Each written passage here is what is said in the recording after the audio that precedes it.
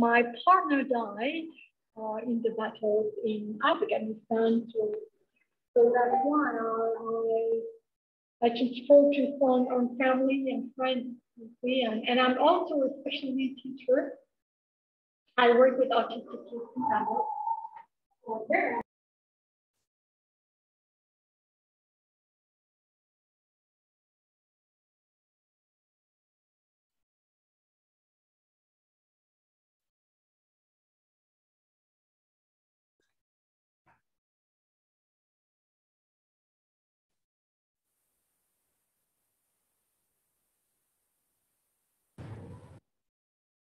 ฮัลโหลได้ยินนะครับขออภัยเมื่อกี้นี้เสียงมันหายไปครับได้ยินครับโอเคเราก็จะมาเริ่มกันเลยเนาะก็คร่าวๆนะครับผมไปทานข้าวกันมาเรียบร้อยช่วงบ่ายก็จะง่วงแน่นอนง่วง sleepy okay so we're gonna start this course in English versions and if anyone want to stop me just try to stop me see if I can try to explain them in Thai or anything else better นะครับ so don't worry just ask and we will try to explain as much as you can and also we have another lecture that was already pre-recorded from a previous version and that is in Thai and that section is very interesting because that section has a lot of big player in the market where they have like a big green coffee house. They do a lot of coffee trading from CPC, for example. They have Ludefast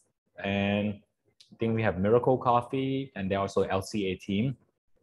It is possible that the LCA team members will come join you in Vientiane next week. I will try to arrange them to come so that they can support and help with each other on training as well.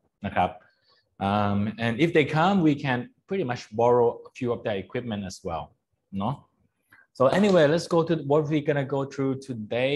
Before we go through today, I want to see what's my upgrade actually. My upgrade is a few things since our foundation level. I went through the training on CQI lecture program as a CQIQ grader. So I am now a Q grader, Q Arabica grader on one level since last November. And the reason I took Q Arabica grader is because I want to prepare myself for Q Robusta grader class in December. That is 2Q course, which is very exciting because I believe Robusta is, as I mentioned on last session, that I really support on Robusta coffee. And I believe that Robusta is the new coffee that it's in the market. And especially now that the global climate is impacting their temperature, a lot of new variants, new variety of this coffee are breeding between Arabica and Robusta coffee. So this Cadimore coffee, a lot of Cadimore is breeding with another Robusta coffee to make a climate resistant coffee. So Robusta is pretty much the good stuff that I think is very important. And to get Q Arabica is hard. To get Q Robusta, it's super hard because Arabica is different variety. When you try different variety, you can find exactly different varieties. But for Robusta, it's pretty much almost the same variety, same species. That's when you taste them is Robusta, Robusta, Robusta, or Robusta, Robusta. That's pretty much what I get from tasting Q Robusta coffee. But then you have to training your sensory to find that precise thing that is different. For example, clove is Robusta, but it have very characteristic of clove. Very good aromatic of clove. This one is woody a little bit, but is the woody in the term of cedar wood.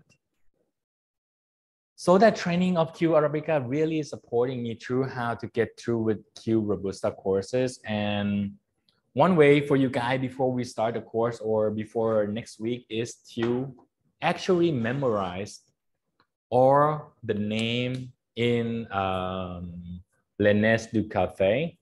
All of this name will be like this. If you can memorize all the 36 names, it will be easier for a Q courses. But for our classes, we will have a list. Cindy already has a list of the name that we have to remember, like that will be on the exam.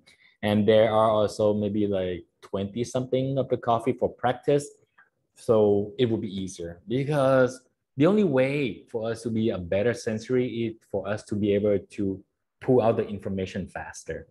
But the only way we have that information is to practice on, just keep practicing to get that database into our brain. Otherwise, we just don't know what we are practicing for. So that is my 2 upgrade, Q upgrade, Q grader, and R grader.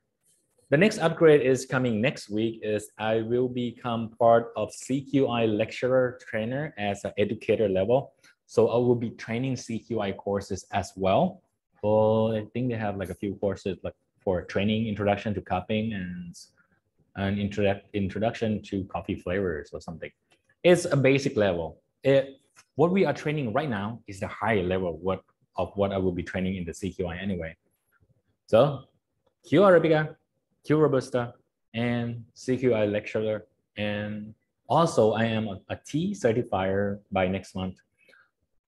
I believe T is the next thing that I will be doing because I noticed every time people doing a cupping, and they would say, oh, remind me of oolong tea, remind me of Earl Grey tea, remind me of jasmine tea. Oh, this is tea-like coffee. So it's like everybody talking about coffee, but they are just using tea as the sensory aspect of definition. So I just want to get into tea, just to get deeper into coffee. There's so many ways to learn coffee.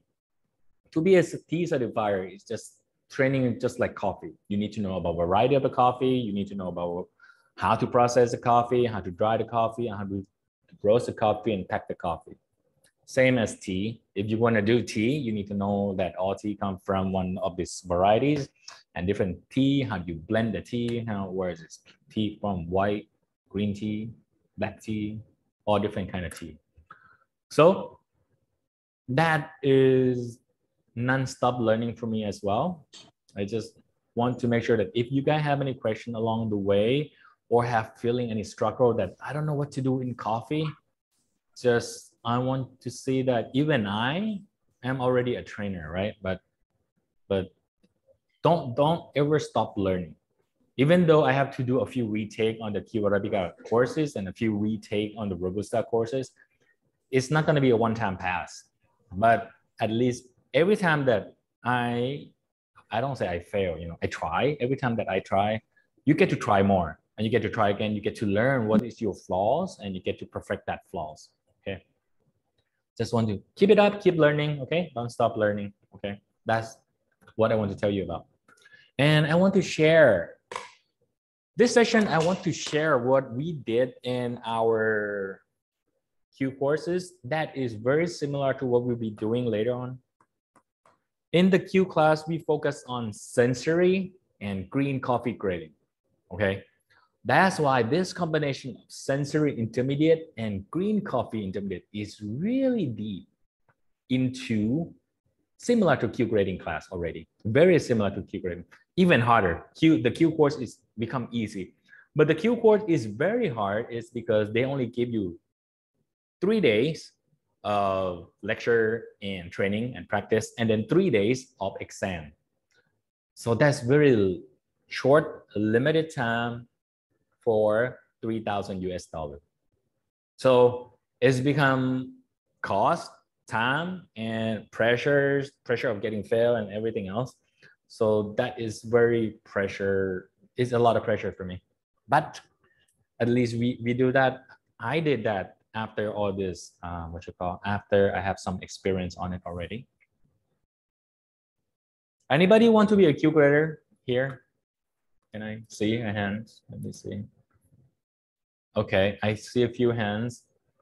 Okay, Q grader courses open now and then in Thailand. You can see some in Chiang Mai, a few in Bangkok.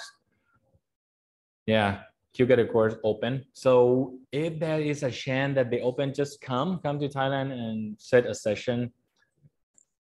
Is it hard? I believe it's not that hard comparing to what we do. What we're going to do is very similar to what we are going to do. Okay. One of the sessions that we will be doing on the very first practical session is to calibrate each other. And we will talk about calibration a little bit. Okay. But I want you to know that every time you do a class, make sure that you take note. I will show you how do I take note on my coffee. Just take a lot of notes. Even though sometimes I forgot what I write, but at least that's a note. Let me see. Q Arabica with Jeremy Rat. Let me get a pencil. What's it? You guys see on the screen? Yeah, probably.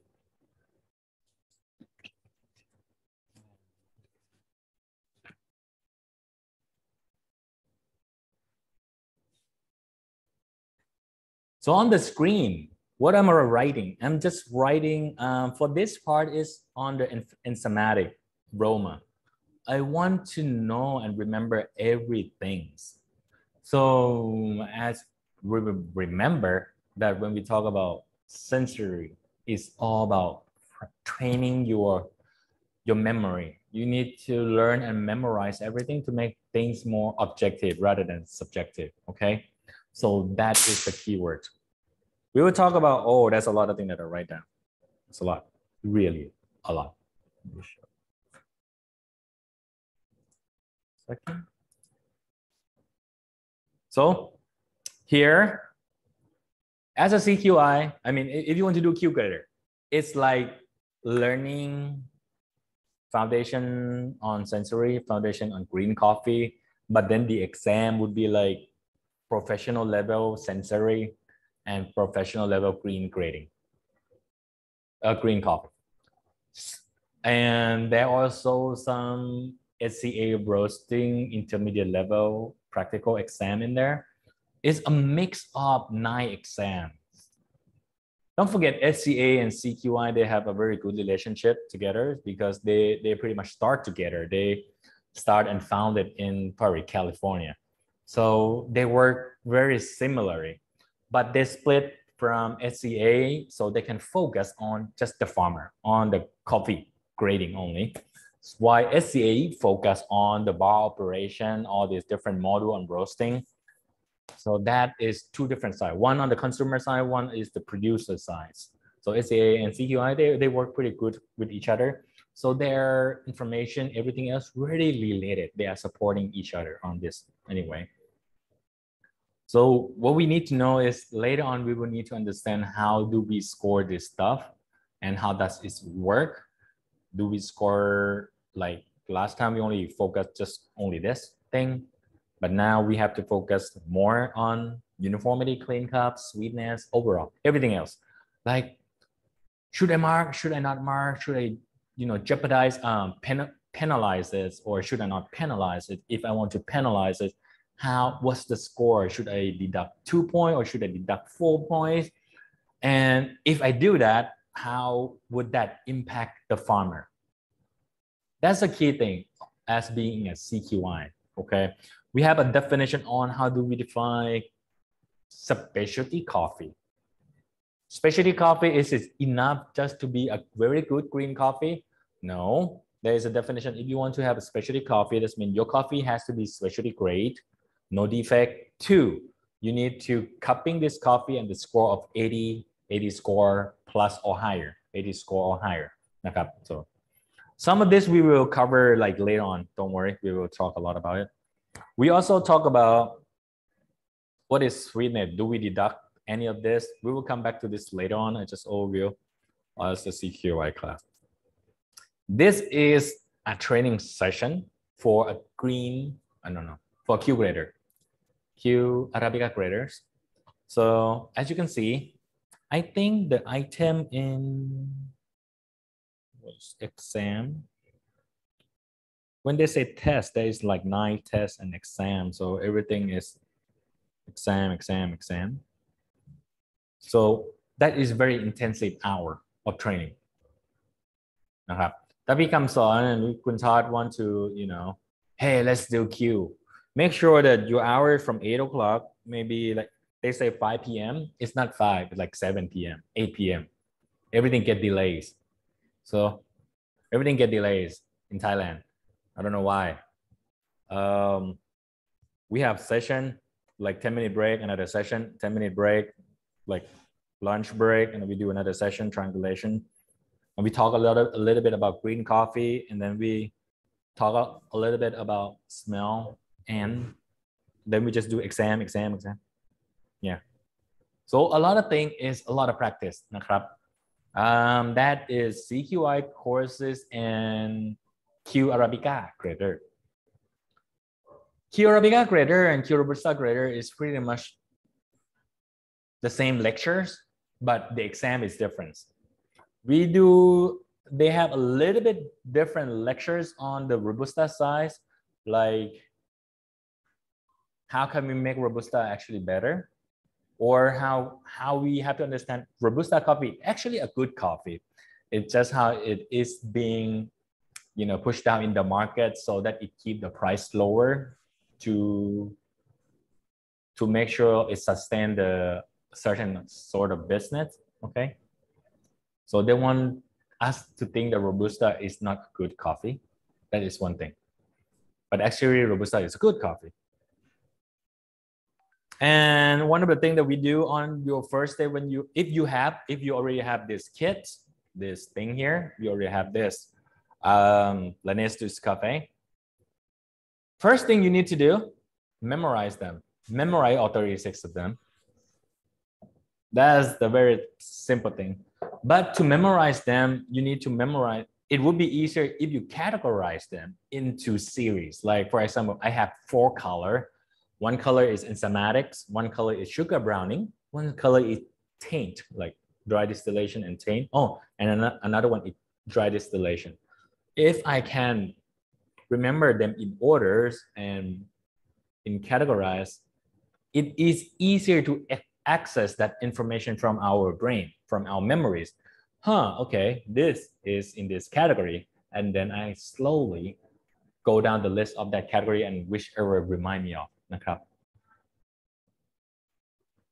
and the same thing as we did with our very small bottle even I try for example if I remind me of bottle number 25 26 27 25 remind me of vanilla and then the answer is caramel 26 remind me of chocolate I don't know candy is remind me of dark chocolate the last one caramel it's remind me of caramel but it's actually almond this I have to remapping my brain and re-understand everything that okay this is caramel mean almond if I think of vanilla it's caramel okay ไหมครับ you cannot say oh this is caramel no and then you say oh the bottle is wrong that will happen to you I argue with my trainer I think the bottle is wrong it's not vanilla and then after 10 minutes I go back to smell it oh it is vanilla so there is something wrong with my nose well yeah my nose is overloaded we will learn about how our nose is like get overloaded and your sensory get mixed up and you get confused I'm so confused that yeah luckily my trainer is very calm he doesn't like get angry like me so he's like it's okay give yourself 10 minutes and come back smell it again and when I did come back till 10 minutes later oh yeah it is vanilla do not argue with whatever answer whatever is in the bottle because whatever it is on the bottle is their standard even though it doesn't smell like coffee when I say even though it doesn't smell like that because I have something like coffee one of them let me see coffee yeah this one you see on the last one it say roasted coffee okay that smell of roasted coffee And I am a roaster. And I cannot say that it's a roasted coffee. No way, this is a smell of roasted coffee. Well, that's roasted coffee, make me something green grass, very herb, very spice. I don't know, salty. And the answer is roasted coffee. I'm like, okay, fine. Let me find that number. 34, roasted coffee. It reminds you of Kopiko coffee, but it's not coffee.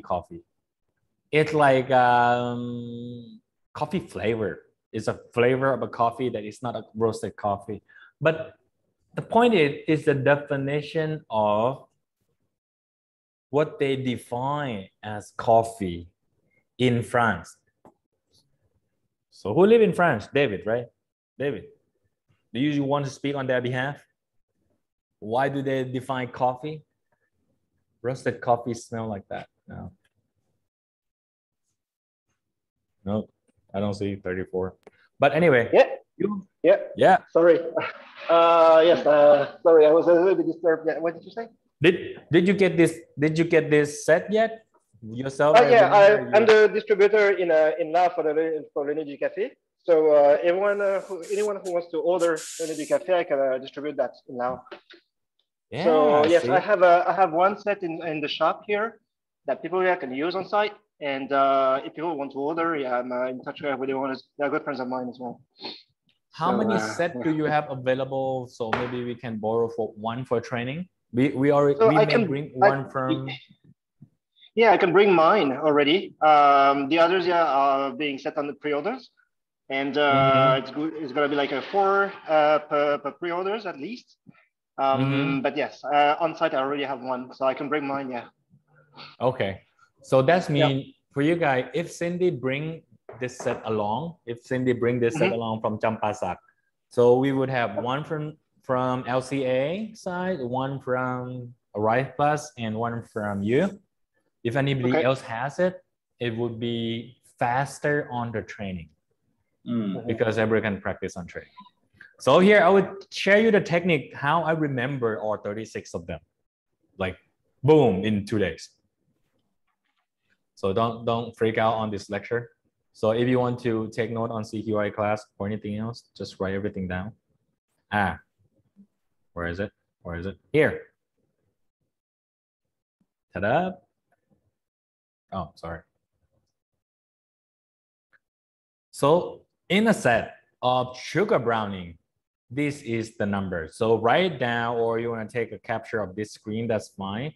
On the sugar browning set on CQI, they would split into set because on the exam of olfactory exam, you need to memorize and write down. When you smell it, you have to tell me what is this smell. Okay, all of them, like 12, I think there are 12. Yeah, 12 of them. So there's number 10, 11, 22, 25, 26, 27, 28, 29, 30. Okay, so this is what CQI define as sugar browning. Okay, the L'Annonce du Café does not arrange them for you in numbers of categories, so you need to do that yourself. So first session, I see something like vanilla, butter, toast, caramel, and chocolate. And then I see something here as roasted almond, roasted pecan, roasted peanut, sorry, and roasted hazelnut. And the last one is walnuts. If you remember, how I remember, I just,ท่อง ภาษาไทยเรียกว่าท่อง just repeating it, And I draw a picture of Shibuya toast, where I get in, cafe shop, then they have this toast, and this toast is a big toast, and then have a vanilla butter toast. It's vanilla butter toast. That's how I remember.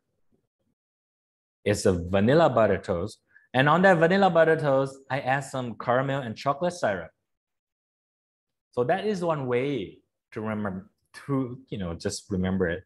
And then on this, they also usually when you order all this toast, they like to put roasted almond, roasted peanut, and some hazelnut on it, like the crunchy stuff. and maybe some walnuts later on. That's pretty much how I try to memorize, picture memory for me. So I just remember this and I try to think what it is that is in the plate. That is one way to do it. So the next thing, for example, enzymatic. The CQI define enzymatic as this: 2, 3, 4, 11, 12, 15, and then the 19, okay? That is the number categorized under enzymatic. To memorize is potato, green pea, cucumber, tea rose, and these coffee blossoms, lemon, apricot, apple, and honey. I draw a garden because I see all this is the garden products, right? Everything is in the garden. So I draw a garden house, like the backs of the garden house. This is the ground, this is the shed where I grow all this plant, right? So I draw that and I have, oh, potato, green peas, and cucumber. Potato is on the ground. Green pea is usually, you know, hanging somewhere, and cucumber is these big green things. That is one way for me to remember enzymatic. I remember enzymatic is in the garden. I go to the garden. The first thing is potato is on the ground, and then the green peas, you know, on this slant, and then some cucumbers. And then along with that, there is some tea rose. There's some tea rose and some coffee blossoms. So I just make this color because it smells good. So tea rose, coffee blossoms. And if you continue growing it, I will have lemon, apricot, apple, and honey. Lemon, apricot, apple, and honey. How do I know it's honey? It's bee. There is a bee buzzing. That is one way you just memorize the thing. So I think it's really depend on how you want to memorize it. And this is for dry distillation. Just want you to know what do they categorize as dry distillations by CQI. Is that, okay? So if you know this number, make your own story, make your own way to memorize things. But once you memorize, you need to be able to remember everything in orders. Why do I tell you to remember in orders? Because I think they already arrange them in a certain way. For example, cedar and clove is one step. Pepper and coriander seed, I think it's in the spice. This is something else different. Malt and liquor, tobacco and roasted coffee. I try to subcategorize them again to make it easier to remember. Sometimes it's so hard to make a story. I draw this picture and I don't get it. I'm like, what did I draw? I don't understand at all. And I have exam tomorrow. I'm like, okay, fine. Back to basic. So I just do this. C square PCB MLTC. That is one way to like, okay, just memorize before the exam.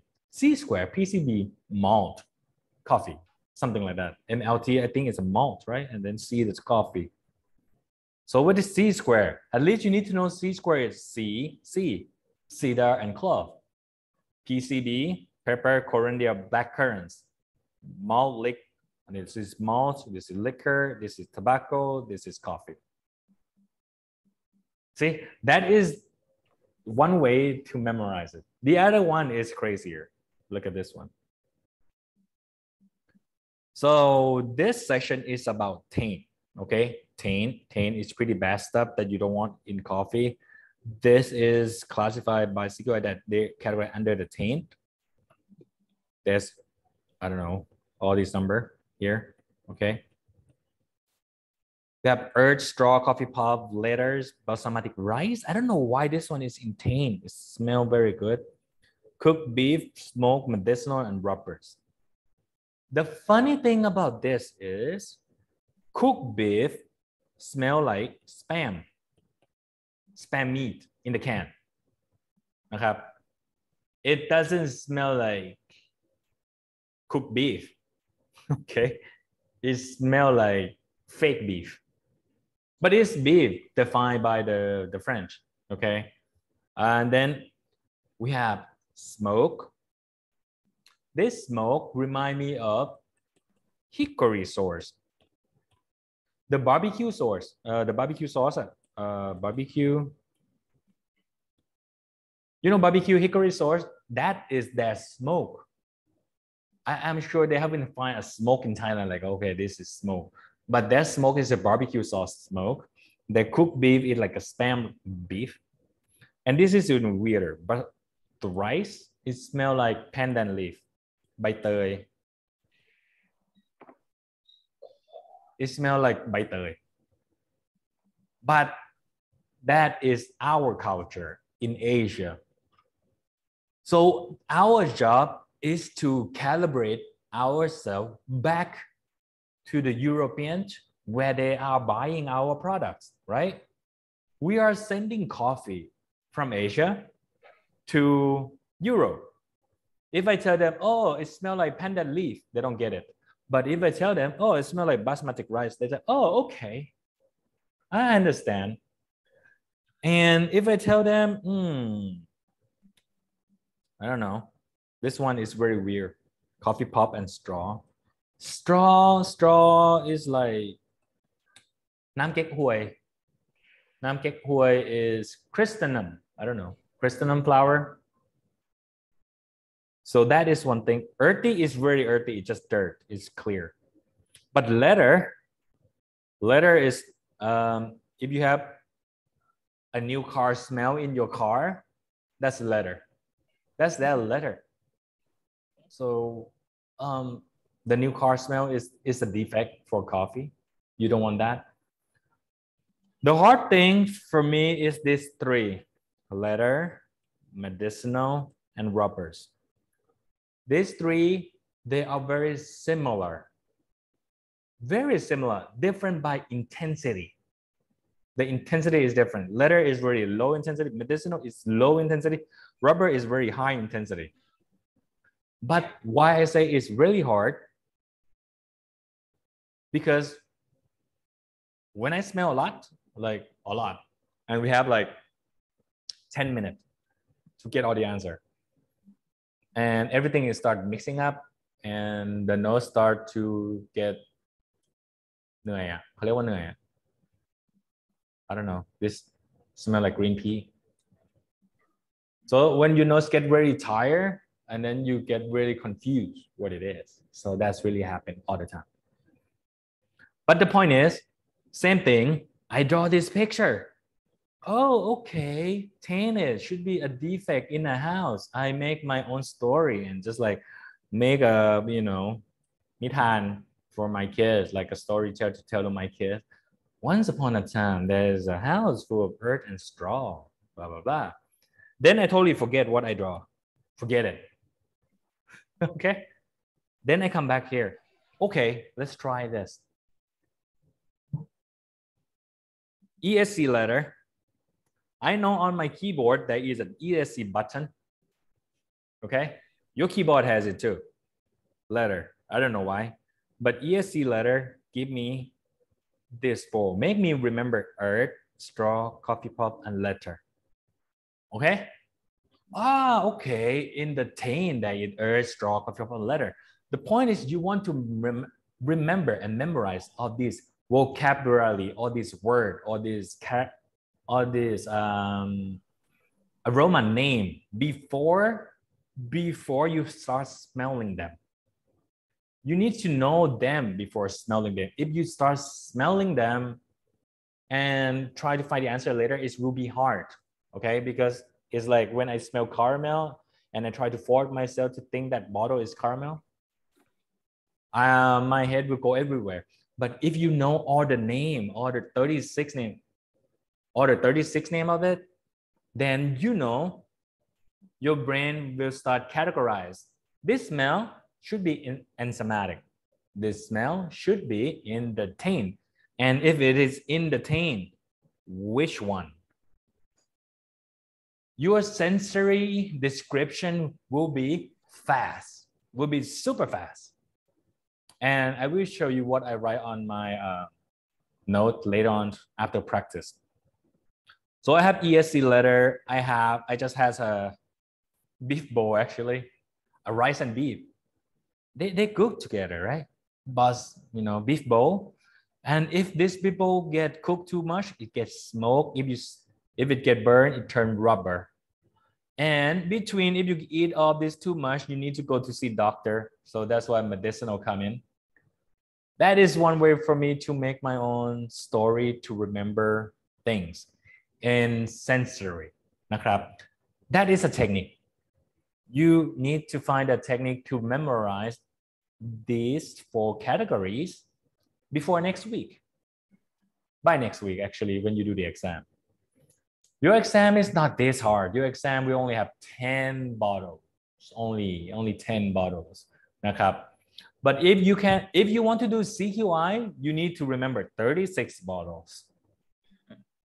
And you need to know them in categories, because when you take the exam, they do exam in category. For example, here, exam on enzymatic, exam on sugar browning. Okay. Then there is, when you do another exam, this is the test, T for test, enzymatic exam, sugar browning exam. So this means when you do enzymatic exam, you need to do all the 9 of them, and you need to be able to remember all of them, and you need to know which one it is.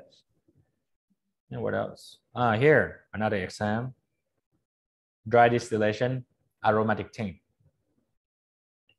I did not pass it the first time on sugar browning. Some people had to do 2 times, some people had to do 3 times. If it be more than 3 times, I think they have to join another class and pay another $200 or something to retake the exam. So I think it's pretty fun to do, to practice. The problems, I do a lot of practice. Here are my practice, right? I practice all of them. The problem is I practice with this set, okay?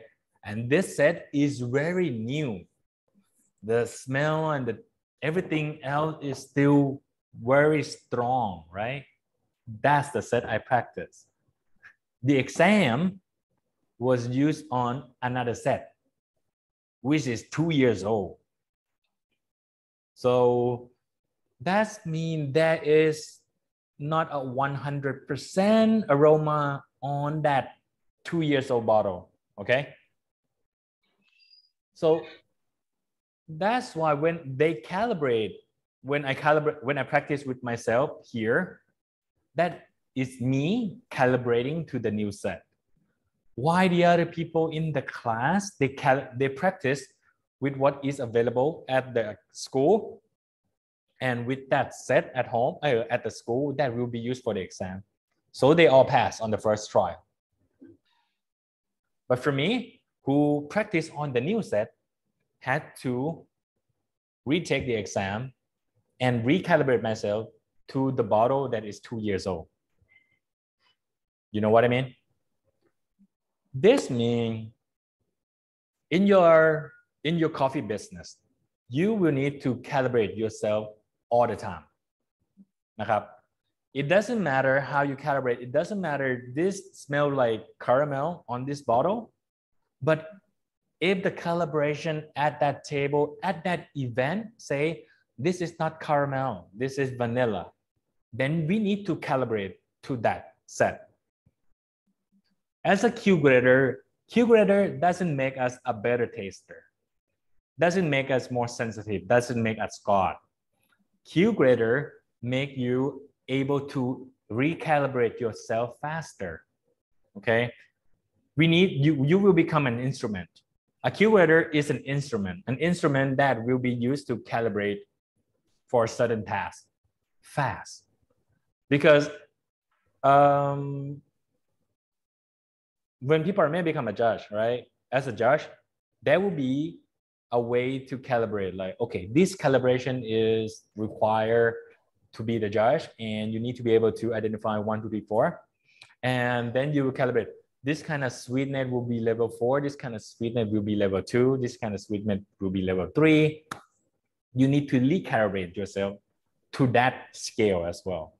So being CQI grader, Q grader only mean you will be a better calibrate. You will be a good person that will be able to calibrate yourself faster. Okay? Doesn't mean if you get this, like for example, I get this one wrong. I got it wrong on my first try because I was calibrated to this set. But once I recalibrate myself to the older version, to the other set, oh, okay, this bottle smells like this. It's chocolate. Then I remember that is chocolate. I have to recalibrate myself again. Okay. So พี่คำสอน still want to be a Q grader ไหม No มั้ง Okay. Actually, we how to say, we really want to have a sort of national team for for Q grading, and also to be a sort of panel of juice, okay, neutron juice. Just yeah, that's the idea. But, yeah. It's good. This นะครับพี่คำสอนบอกว่าอยากจะให้มีทีม judge as a national judge as a panel. This one is something that we also discussed on our previous session, that how do you, for example, if you have a company and you send people to train for CQI Q grader and you invest on their person for $3,000 and once they pass the exam they quit and they go work with another company which is right next to you who pay them maybe 5,000 baht more. That is a big problem with the definition of contract in Thailand. It's not easy to enforce contract in Thailand because I think if you go to the court, they only, okay, just pay them 30,000 baht, which is only like what? The CQI course was like 100 grand and you only, oh, okay, just give them 20,000 baht and all that hassle, it doesn't work. That is one thing that you need to consider, like if you want to invest on training on your staff, so there is a chance that you will lose the staff somehow. Okay. Anyone has a suggestion on how to keep your staff after training them? Me, man. Or they will always, it's normal in every business, everybody poof. So you need to train yourself. That's a good thing. So that's why Todd said you want to be it, then you need to do it yourself. That's why I do everything. I try to learn everything myself so I can share to my staff if there is any problems. And here, once you are like, this is on our 3rd or 4th day, I become more crazy on my writing and you start writing a lot of things. Why we need to write and take note of everything? Because everything will impact the farmer. It will impact the coffee processor, okay?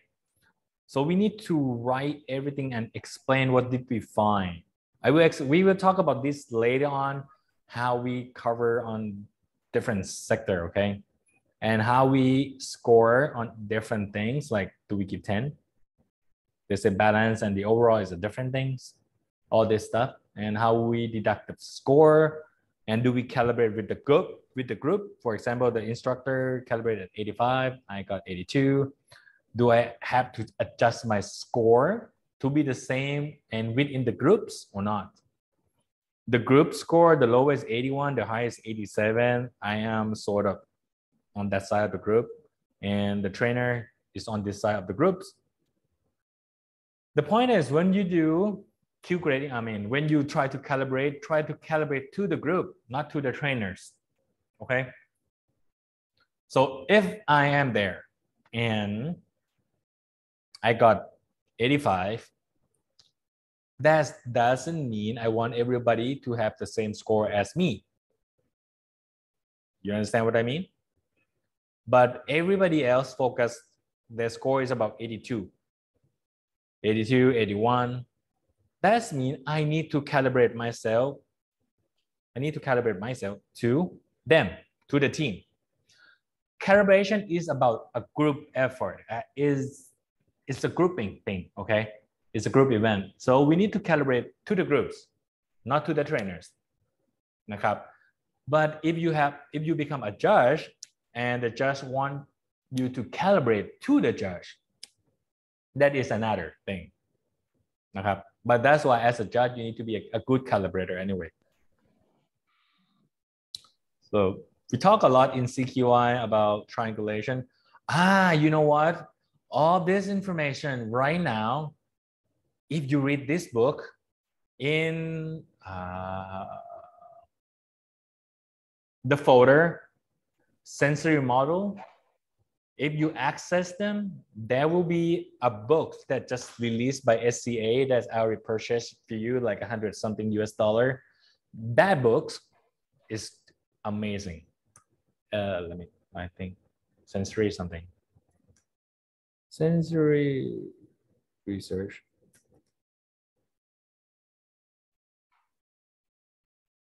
It's the pink book. Anybody remember? Anybody open the folder yet and see the pink book? No, nobody. I give you an extra point if you can tell me what's the book name.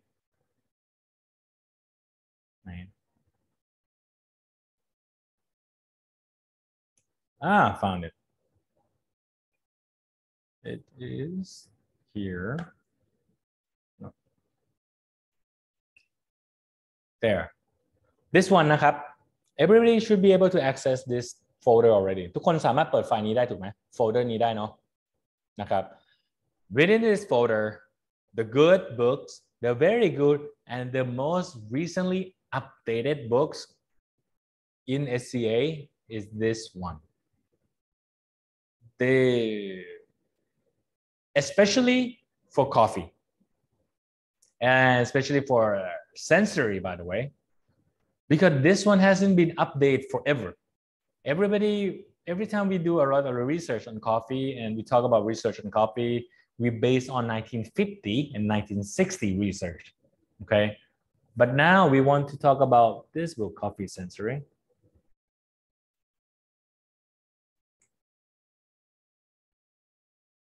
What's the book name? Handbook.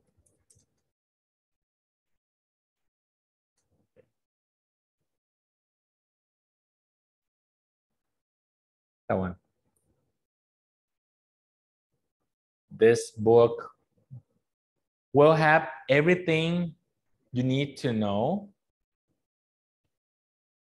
from grinding technique, everything. When Kim say you do an informal cupping, if you want to do a very formal cupping, you go follow the direction on this book. And I find it's very fun to read about science on it. For example, it's a lot of reading. This is the science on it, okay? How does it work on your brain? What does remind you on the brain? You know, sensory is a lot of science. It's not just, tasting and memorizing and smelling. It's about science, how you perceive aroma and how you interpret what you perceive นะครับ sensory science เป็นเกี่ยวกับการที่เราจะแปลข้อมูลเนาะจากสิ่งที่เราได้รับแล้วก็ประสบการณ์ที่เรามีแล้วก็ให้มันตรงกับเพื่อนๆนะครับผม is a science นะครับ it's not just I remember the smell but is it true? Then we talk about how this work, okay, a little bit already. They talk about how receptor of the nose and the taste, how we perceive umami, sweet and bitters, how we have this taste bud work and everything else. I think there is a lot of science. See, Skittles. What I want to show you is this one. Difference tasting. About how people can taste coffee and how people feel it and who is super taster, who is non-taster, who is no more taster. This has a lot of science to read on it. so ถ้ามาเรียนคลาสนี้ได้เล่มนี้ไปก็ very worthy but you need to read them okay and all this is how is a good copper is coffee number 1 is a good copper a bad copper is the yellow the green is also the bad copper how they define what is a good copper okay they can find the two not so you need to find what is good copper and a bad copper as well there is a statistic number calculation of this significant number so this new book is very fun so I wish you guys get the time to read on your holiday this is like version of doing a different exam like intensity is the flavor good or bad just use your expression nutty cocoa flavor spicy flavor sour taste and tasty this is one way to score it or there is like a mark the box sort of pick all that apply just you know whatever you taste you just tick tick tick tick that is one way to collect the sensory science so be sure to go through this book and oh well since I already gave everybody that so but if you want to buy it it's at the SCA store and if you are the SCA member you would get 20% discount but I'm not sure most of you guys are not a member yet right most of you guys are only learner so that is different okay. But because we have this class together you get to download this from you get to you know as I share it to you from trainer to the student I think that's okay I'm not selling this to you okay I'm not reselling it to you but to share it to you so you guys can learn more cupping table how you do it tag and everything else cupping score cupping form and this thing you don't have to buy it I mean some people want this is from Sensitive Lexicon the good looking one where people have to go and buy sometimes they think they have to buy on the SCA website but there are a lot of this beautiful artwork that you can print it out and just make your poster on the wall or something yeah, beautiful even this flavor reviewsนะครับ also the flavor reviews are there no so what else do we need to learn about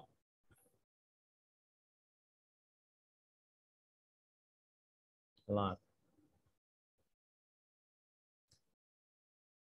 so that's pretty much how I share on the experience that we do coffee and coffee science and how does I have to improve myself along too as a trainer to practice and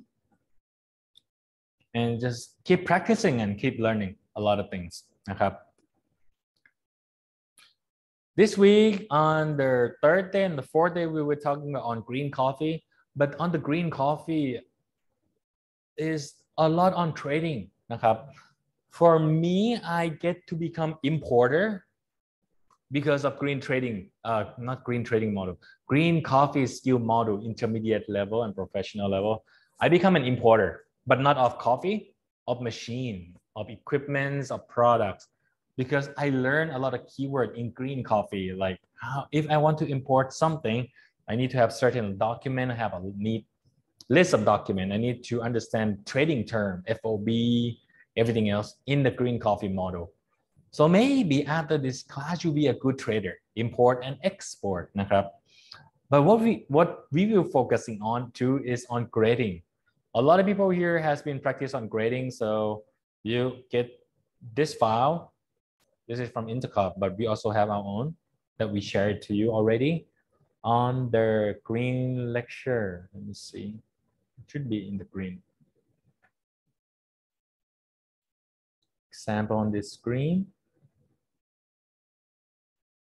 so the folder that you guys have access to has a lot of information already for example this book will have all the informations นะครับ So by being part of this, you guys earn a lot of information that will definitely help you improve your coffee business and definitely the coffee culture in Laos. We have a lot of coffee biology, which is amazing book. I think P. Kamson will have a lot of time to read this now. You need to spend some time on reading all of this stuff and share to the community. Plant biology. Oh, David is considering about coffee. So we have plant biology you can learn from and World Coffee Research. If you start planting coffee, this look like P. Kamson background here. Okay, coffee seed productions. Yes, that is Mr. Kamson. Coffee seed production. Actually, World Coffee Research, they yes. set up the sort of platform, interactive platform website that everyone can access. Not only this coffee guidebooks, the 4th edition, but they can access to, like Kunat show, some practical guide for seed production. And also they have soon they will they will produce a set of the detail of every section in the coffee guide book. Yeah, and that's will available also in the hard copy and electronic copy. That would be nice. Yeah. I have 2 questions, Kunat, so far. One question that a little bit about terminology. Yes, when you mention enzymatic, what exactly mean? In Thai or asymmetric. Asymmetric, yeah, one thing. And the second one that on the when come to leanness, okay, the nose of coffee, leanness, okay. Leanness du café. Yeah, the nose of coffee. Yeah. And because I found on the web, because we plan to buy some subset. There is another one called Coffee Mine or something. Them it's up different. There. They are different, or if we want to be a creator, which one we should have? This leanness du coffee, this one, or the other one, like leanness du vong, the nose of wine. Have everything. Oh, okay. You have everything. You just have everything. I have the same question, so I cannot answer. I just buy everything. So, but that here expensive for us. It is expensive, but that's the only way to learn. So I want to learn about the vine because actually back in 2008, 2009, I was in more of hospitality management and I drink wine. Red wine, white wine, any wine. I drink everything, port wine, sweet wine, ice wine. But then later on in 2012, 2014, I became a pilot for Thai Airways. So drinking wine is not very practical anymore. So I started drinking coffee because it keeps me awake when I'm flying. So that's why we start to do a lot of things. But even for wine, let's see how does leanness do on the memory. Oh, before, start with the answer. Answer which one to get. For Q grader, get this one. The set that is like a wood box. It had 36 only. Leanness du café. For Q Arabica grader. Okay? Q Arabica grader. But if you want to do a Q Robusta grader, you need another set. You will need the bigger versions, because on these versions, you would get some other stuff.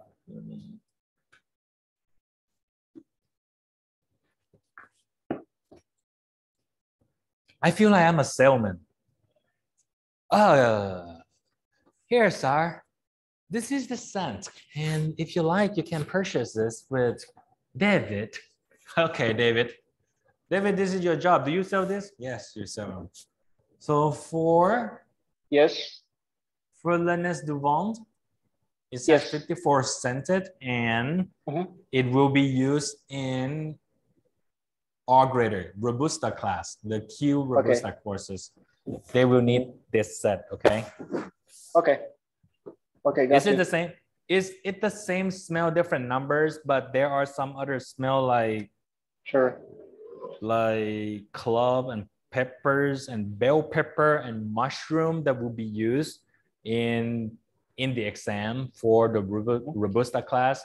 But if you just want to do Arabica courses, this the set that you need, okay? That's the needed set.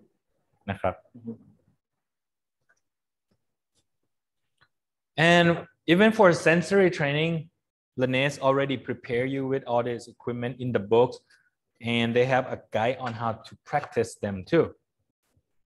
Like on this book, right? So tell you the smoke, what is remind you of, and everything else, okay? Sure. All of the stuff.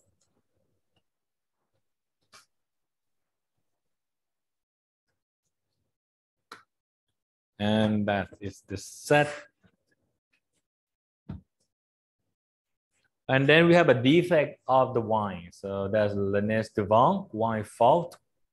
This one you get to learn about the defect as well. Let's see what is the defect. Wine fault. Oh, it smells pretty bad. Already opening this is like terrible. But at least when I drink wine next time and I smell this, I will know this is the defect of the wine, just to prepare you not to smell it.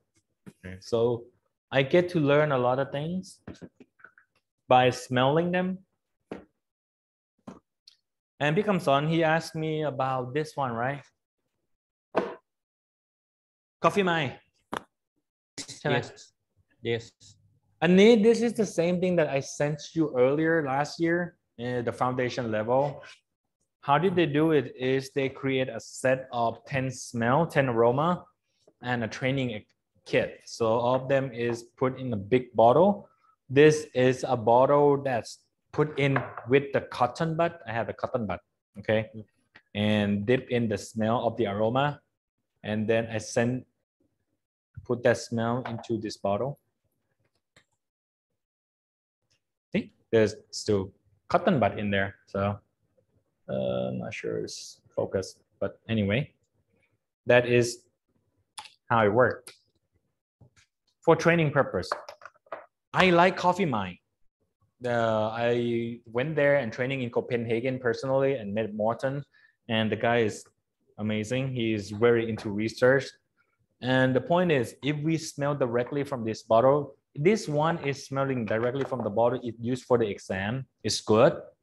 But in general, in real life, we do not have that like intensity. You know what I mean?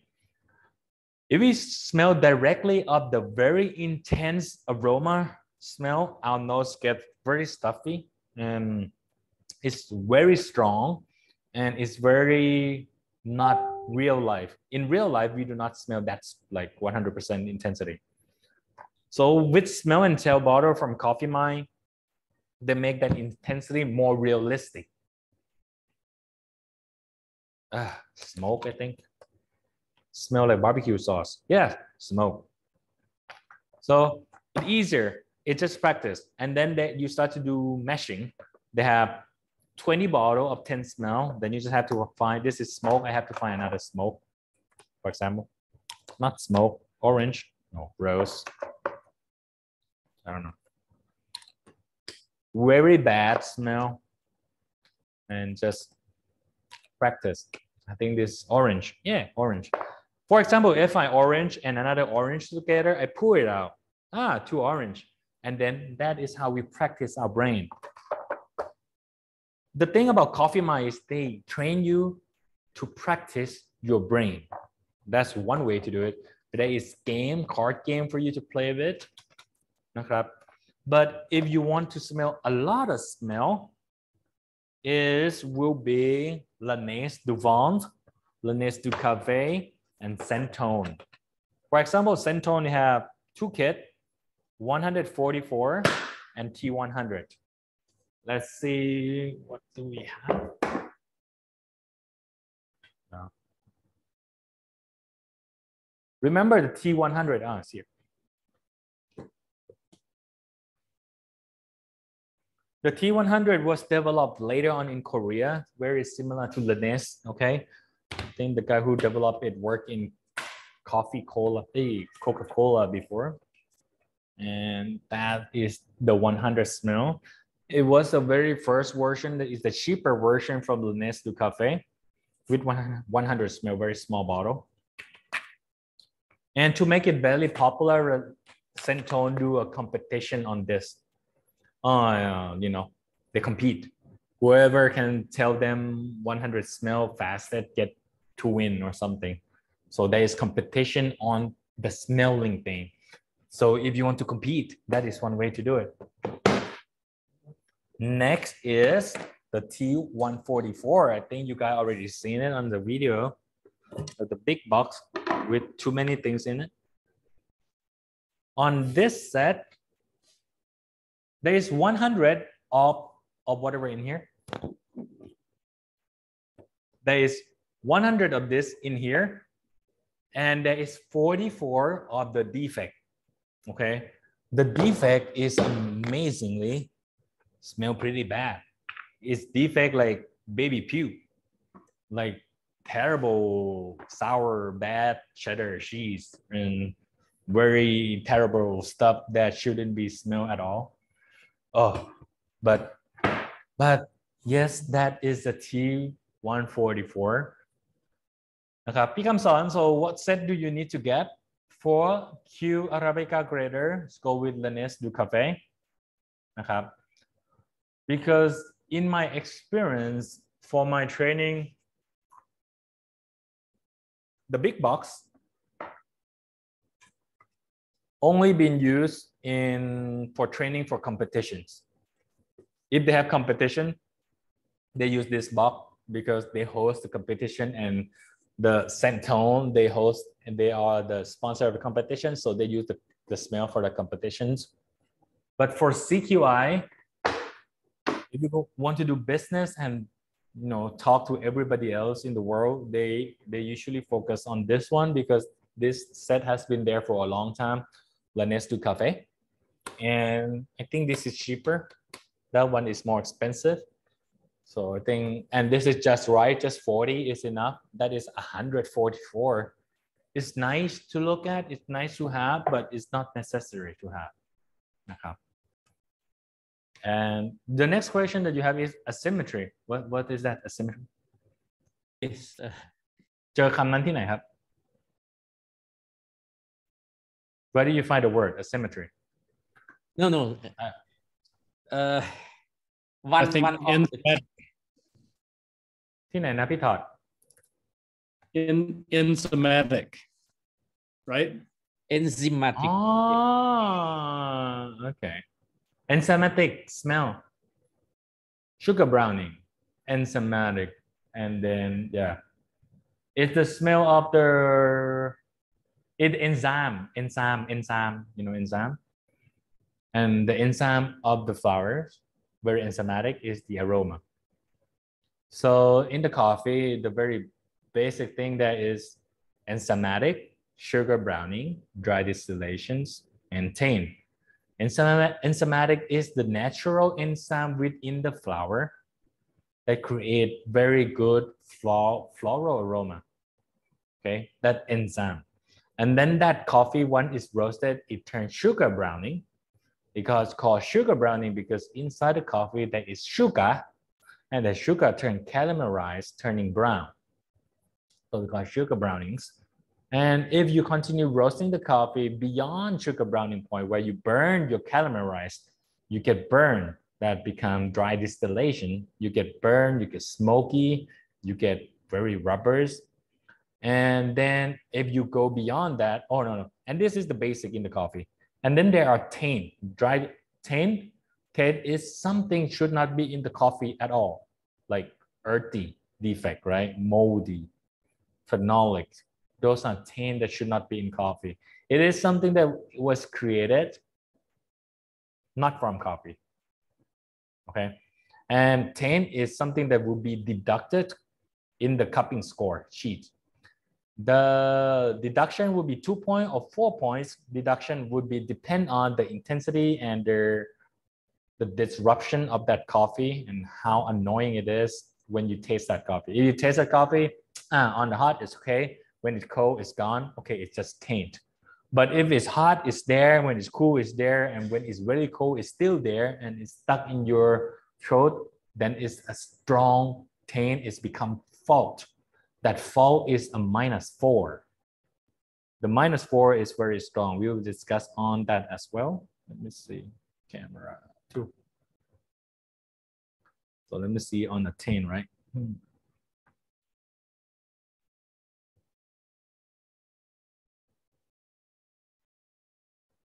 Like,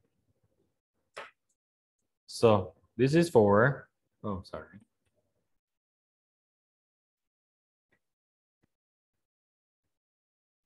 You see, when I find a cup, when we do cupping and I find something very annoying as in they are presented in our tasting, I have to mark it down like what it is and why do I find that annoying, like disrupting on my taste perception. So everybody cupping before, and when you find cup, you have 5 cups, right? Nakap, cupping, no? Cupping protocol have 5 cups, and that 5 cup is like in the M letter. ทุกคนเข้าใจใช่ไหม? When you do cupping, there's cup 1, cup 2, cup 3, cup 4, cup 5. Nakap, there's cup 1, 2, 3, 4, and 5. 1, 2, 3, 4, and 5. ใช่ไหม? ถูกต้องนะครับ. So this 5 cup is color. It stand is the number 1 here, number 2, number 3, and oh sorry, 1, 2, 3, and number 4, and number 5. นะครับ. So if you find a defect on one of the cups, oh, I tasted on the first cup and I find something wrong here. I mark it down. Okay, this cup is different from the other 4 cups. So I mark uniformity. It is not uniform. Then I ask them, what is wrong with it? If this cup is not uniform just because it is sweeter, it is sour, it is something else, it's okay. They only get marked uniformity only. But if that one, the definition, is it clean? If that difference resulting is something not clean, like I mark it down, medicinal, chemical, chlorine, or something green, and then I think it is phenol. There's a phenolic, right? Like phenolic is pretty much like the bad fungus and moldy. Where does the phenolic come from? We can stick in the green coffee, and how do we fix that? But the point is in the cup, this one is phenol. So this one get marked. It's not clean because it is something from outside the coffee, not from inside the coffee. So we deduct this one as well, and we deduct this already. But as you can see that we do not deduct on the sweetness. So if we're talking about score right now, that is how we scored this 5 cups and all these 3 uniform, clean cup, and sweetness. But notice that this will be counted here. That is that 1 cup. That's 1 cup is being deducted 4 points here. Therefore, look carefully. It was already deduct here 2 points, already deduct here 2 points, make it the score already -4. And then because of that deduction of phenol is very strong, is minus another 4.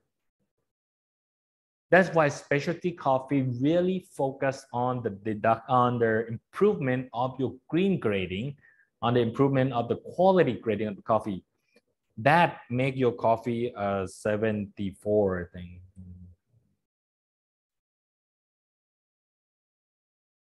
74.5. Oh, 71.5.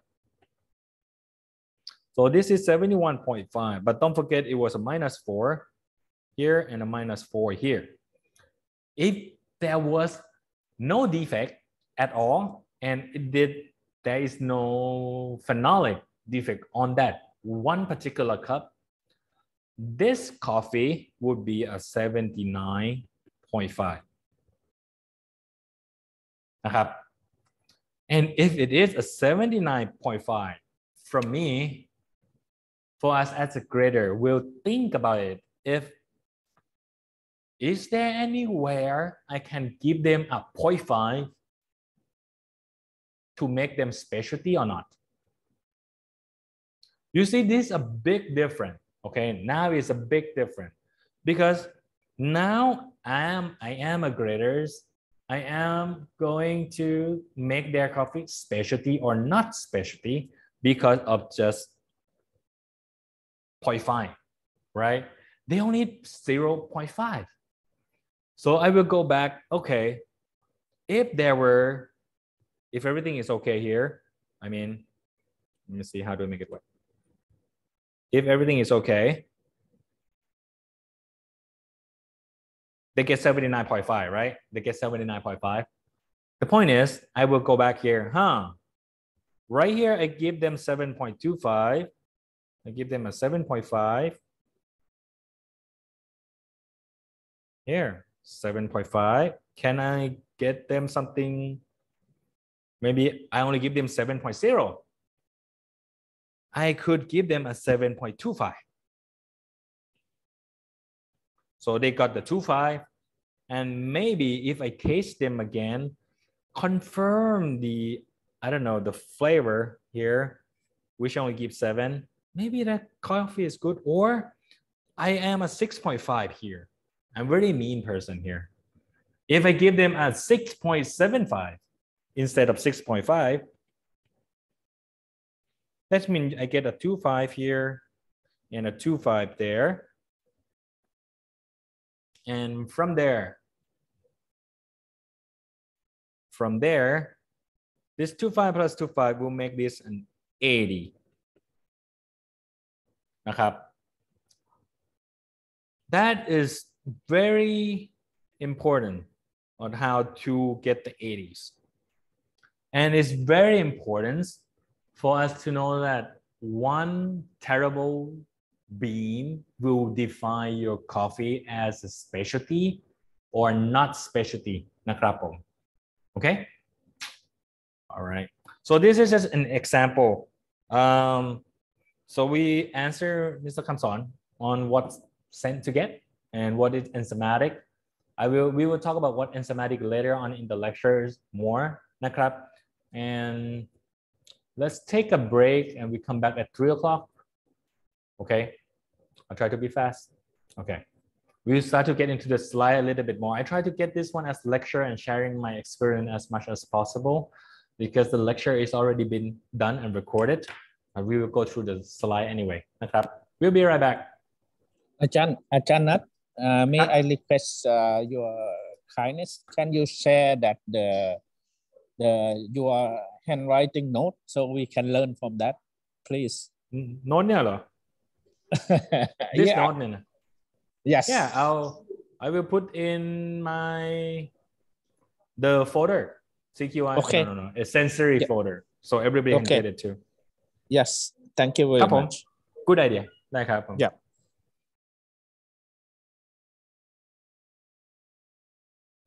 Okay, let's take a 8-minute break, not 7-minute break. ว่าวนี่มัน75 อันแล้ว โอเค เนาะก็คิดว่ามันจะพอใช้อยู่เจ้า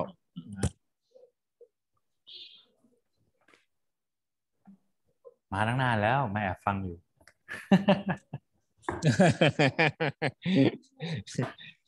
ครับผมแต่ก็เรื่องของแก้วคัพปิ้งเนอะก็อุปกรณ์ทุกอย่างนี้ค่อยๆหามาแล้วก็เดี๋ยวลองดูว่าบางกิจกรรมมันใช้เยอะบางกิจกรรมมันใช้น้อยแล้วก็ถ้าเกิดอยากจะทำคัพปิ้งให้มันเหมือนกันก็คือให้มันมีแก้วคัพปิ้งมันจะมีอยู่เซสชันเดียวที่ใช้ค่อนข้างที่จะเยอะที่สุดคือ30ใบตัวเซสชันนั้นสำหรับเป็นตัว sensory class ที่มันเป็น full cupping นะครับผม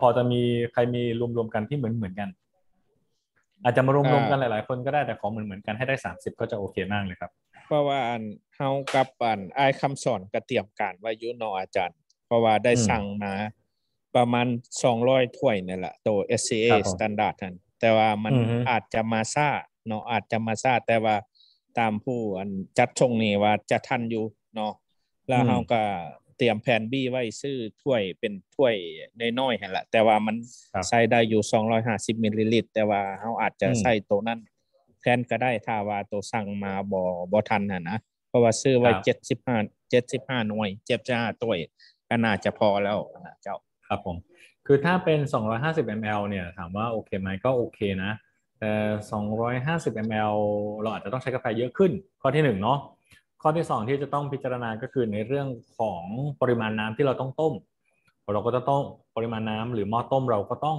ใหญ่ขึ้นและต้มให้ทันแค่นั้นเองนะครับผมมันเป็นเรื่องของอุปกรณ์เพราะฉะนั้นการที่เราทำคัพปิ้งในถ้วย250ทำได้ไหมก็ทำได้ก็ใช้เรโชก็หาร18ไปอาจจะใช้กาแฟมากขึ้นนิดหน่อยลองแบบป้าแค่ขึ้นกรัมหรือ2 กรัมเท่านั้น150 200ที่จัน200หรอ250บ่แม่นถ้าใส่เต็มถ้วยหั่นมันได้250เนาะแต่ว่าถ้าระดับน้ำถึงขอบเส้นถ้วยหั่นจะแม่น200อ่ะนะโอเคได้แล้วมันมีขอบน้ำเต็มขอบถ้วยได้เท่าไหร่เต็มขอบถ้วยได้250ครับโอเคถ้าเต็มขอบถ้วยได้250กาแฟที่เราจะต้องใช้จะเป็นประมาณ14 กรัมแทนที่จะใช้12 กรัมแค่นั้นเองโอเคนะครับผมกาแฟที่เราเตรียมไปก็มันจะเผื่อไว้12 กรัมบ้าง14 กรัมบ้างนะครับผมก็เลยทำให้เรารู้ว่าโอเคก็ใช้ถ้วย250นั่นแหละแล้วก็ใช้กาแฟ14 กรัมแทนนะครับผมแต่ทีนี้ก็อย่างที่บอกถ้าเกิดใช้น้ำ200ถ้วย250แปลว่า4 แก้วเท่ากับ1 ลิตรแล้วอะถูกไหมแล้วหม้อต้มของเรามันต้องพอเพราะเราทำที1 2 3 4 5 6 ลิตร7 ลิตร8 ลิตรอะหม้อต้มอย่างน้อยก็ต้องหม้อต้มน้ำ10 ลิตรนะครับผมต้มไม่ทัน10 ลิตรมีเนาะทุกท่านมีหม้อต้มน้ำไหมอะหม้อต้มน้ำของเราเป็นยังไงเดี๋ยวผมให้ดูของผมคร่าวๆ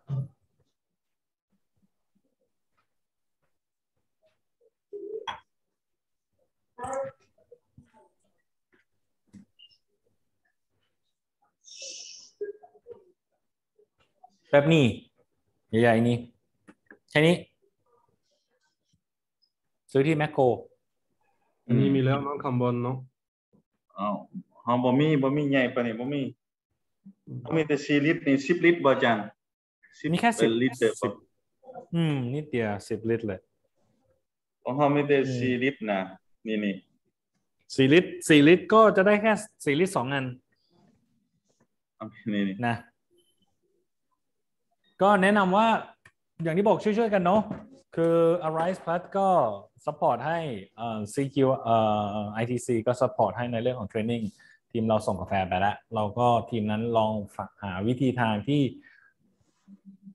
ให้มันจัด practical ให้ได้ไม่งั้นมันไม่สามารถจัดได้แล้วถ้ามันจัดได้แต่จัดได้ไม่ตรงตาม standard เวลาเรา cupping ฝั่งนี้ก็ cupping คือฝั่งผมจะทำ cupping พร้อมๆไปกับพี่นะทางฝั่ง Thailand we will be cupping the same coffee with you guys so we will see if we have the same sensory นะครับผมว่าเจอรสชาติอะไรบ้างเจออะไรบ้างเราก็อยากจะให้ทุกอย่างมันพร้อมๆกันเหมือนกันให้ได้มากที่สุดนะครับผมเดี๋ยวลองดูโอเคค่อยๆทำไม่ต้องกังวลเนาะแต่เดี๋ยวตอนนี้เราจะมาลองดูเนื้อหาที่เราต้อง cover กันว่ามันจะมีเรื่องไหนบ้าง3นะครับผม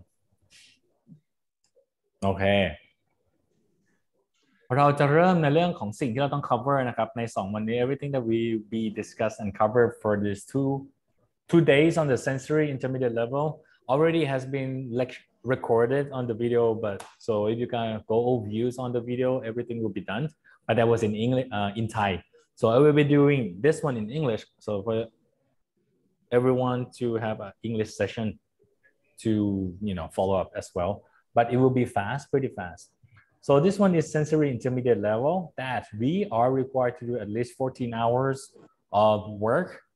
That's mean lecture and practical session. But for example, we already done lecture, right? Like we done lecture online already, and that lecture is 10 hours long. And from my experience, when I have my student in the class, that 14 hours or 3 days is not enough for me. So I create a session of video recording session. And then we have another 3 days here at our academy to do practice and exam. That is the only way where I can confirm the student will understand everything that we do. So at least 14 hours. So I'm sure that everybody will get more than 14 hours already. And we already have, sensory and green coffee foundation. So we are okay, even though it is not a prerequisite. The good thing is that we already have foundation together in this group because we will have a sense of understanding how I will expect everyone to do things in a certain way, cupping, breaking, skimming, and then wait before we start evaluating each section. That's the way we have the same one.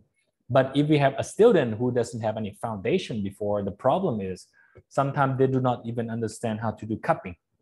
Sometimes they don't know what is the cupping protocol, right? So that means that person will have a different understanding, a different perspective on why do cupping at all, but at least we start on the same page, so that's okay. The exam, the written exam, you have to understand that written exam will be sent to you after we complete this week lecture. It is the same thing that we done. It is similar to how we did it yesterday, is using the Google form and try to get the right answer as much as you can. But if you got it wrong, you get 2 more chances. You get 2 more chances to try to attempt the exams. So you get 3 attempts at the exam, and I will use the highest score on that one.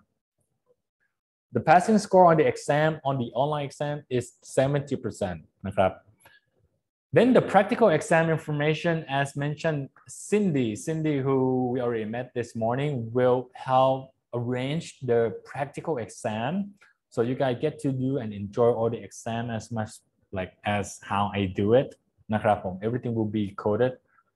So it say 60 minutes, but it's really not 60 minutes. It's like 2 days or like a days and a half for exam.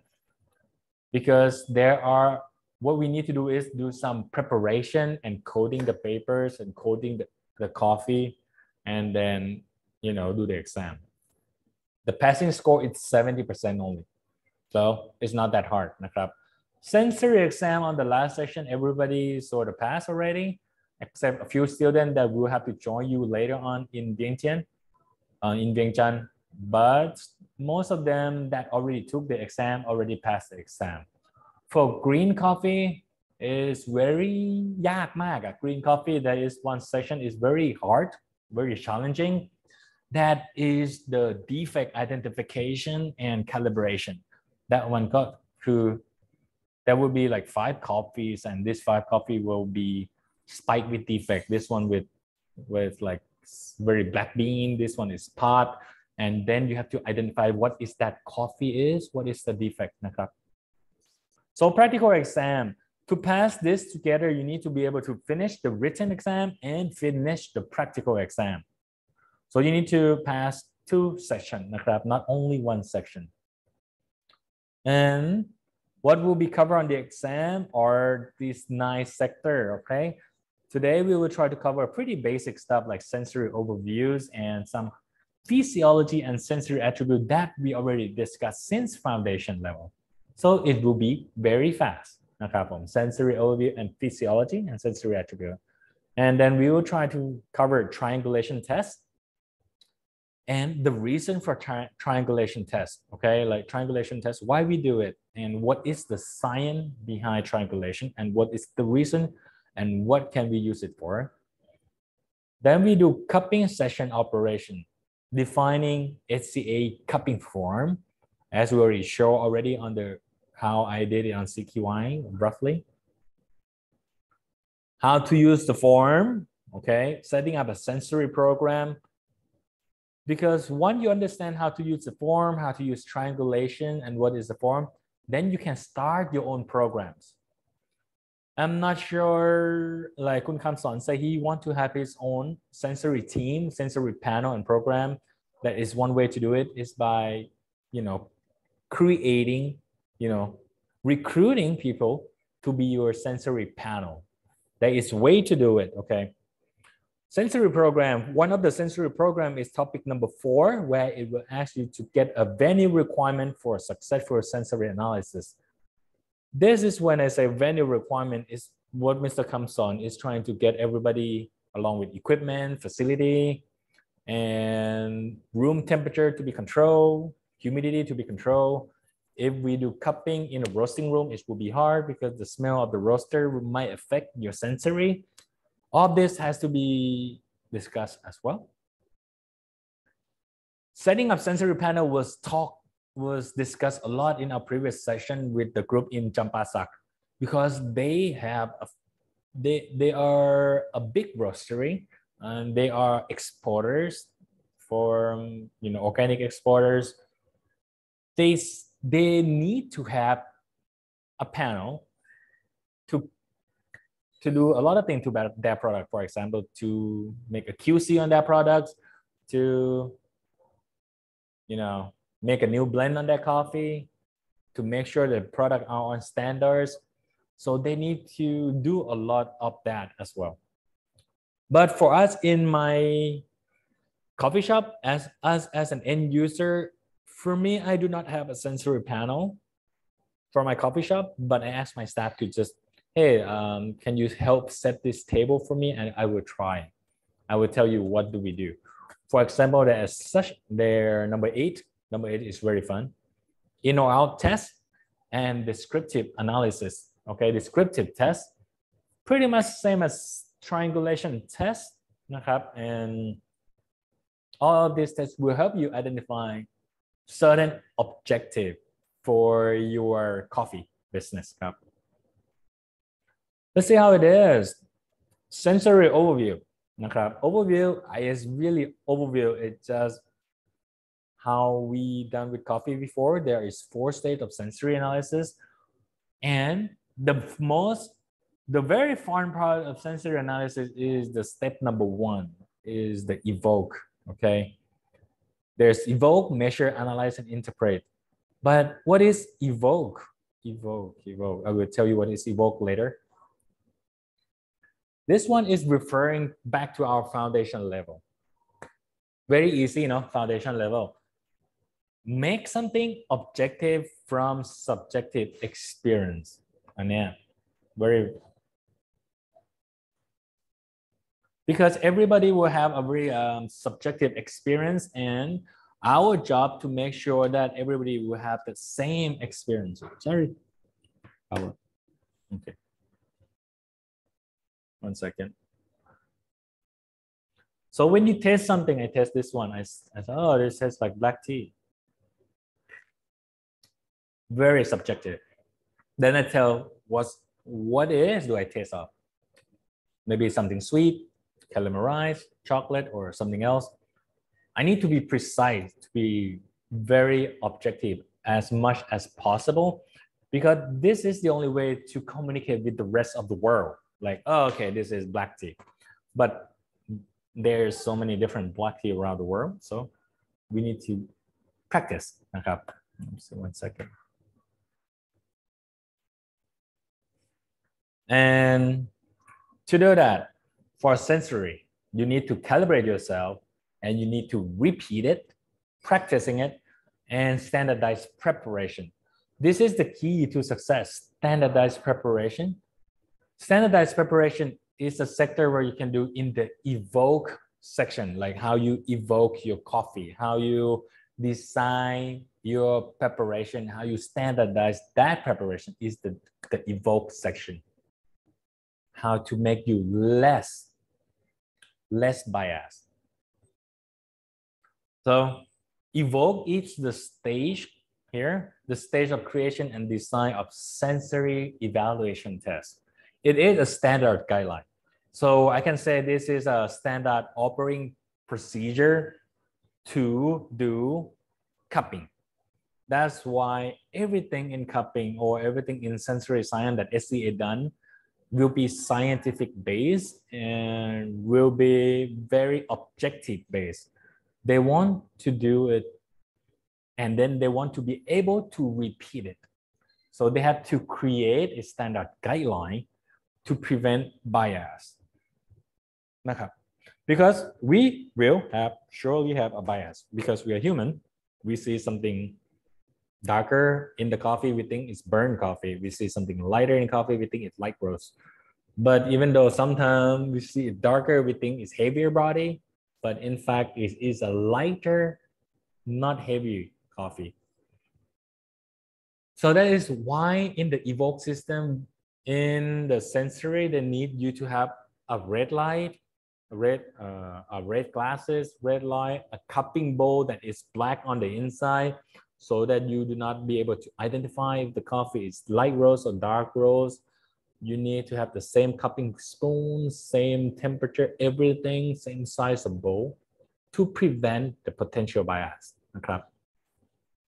Then the other three is pretty easy. Measurement, as I mentioned, sensory is science. If we do science, we have to work with data, collective data. Okay. And it is a quantitative science. That means you need to collect a lot of data, a lot of data. Okay. And then also, that data is based on human perception. Once that data is collected, you would get two information of that human perception, a lot of human perception based on the product characteristic, and then find the relationship. Then you'll find, oh, okay, this product, and people say this, and this product, people say this, and if this product, people say that. With enough data, you will have sort of an answer, but it may not be the answer, but it's like the infinite. It gets close to the answer that support your hypothesis, support your belief. Okay? But it may not agree with your belief. But we use this 4-step to help you proceed with that. We will see how it is. We get a little bit confused, but once you get deeper, it would get clearer. So now you have a lot of data. The next step is to analyze them. Okay? To analyze its validity. Sometimes we have a lot of data, but it's a lot of useless data. Because it depends on where that information of data come from. If I am trying to do research on coffee and my data come from, I don't know, some non-coffee drinker, then my data is not valid. It doesn't work. We need to analyze that data and where does the data come from, and to determine if there is relationship, and if that relationship, work, relationship nan okayไหม As I mentioned, if your data come from a non-coffee drinker, so there should be something wrong with that data and do not use it. But if it's come from a coffee drinker, then you have to determine if the relationship between that product is likely to be real. I focus the word likely to be real. Okay? It doesn't mean they agree with you. They just mean they tend to believe it is real, but it might not be real. So likely is the keyword. To be real or not due to uncontrolled variations. Okay. We will talk about triangulations. That triangulation is one of very interesting scientific that will agree or disagree with you. they agree that the hypothesis is there is no difference in the cups? In triangulation, we'll talk about that in a minute. Or there is a difference in the cups. And how do we agree or disagree? How do we accept or reject the hypothesis? เดี๋ยวเราจะมาคุยกันอีกทีหนึ่งในเรื่องของ triangulation. And so you decide the protocol, you get the protocol, then you collect the data, then you measure the data, and then you analyze them. The last thing you need to do is interpretation, okay? Hypothesis, background, consider, and decide the decision to be made. The funny thing is consideration, the decision to be made sometimes doesn't have to do with the taster, okay? If you are the taster of the coffee, I am the Q grader, I taste the coffee, I score the coffee, but sometimes it's not my job to interpret them. It is not my job to make decision. Sometimes this decision is depend on the owner of the farm. Sometimes they send me the coffee and, hey, your coffee, you get 78 scored. Maybe the farmer is pretty happy with 78% score. It's not my job to tell them, hey, you need to make your coffee better to 82. This is how you do it. It's not the cupper. It's not my job. It's not the panel job.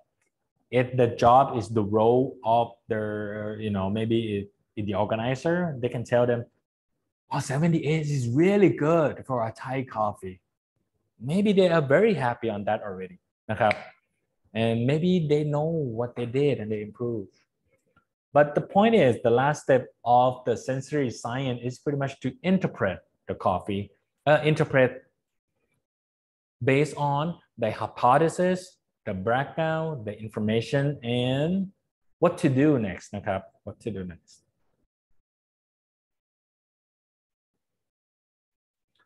Usually what we have in the purpose and the challenge in the coffee มีใครทำแล้วบ้าง For example, I don't know.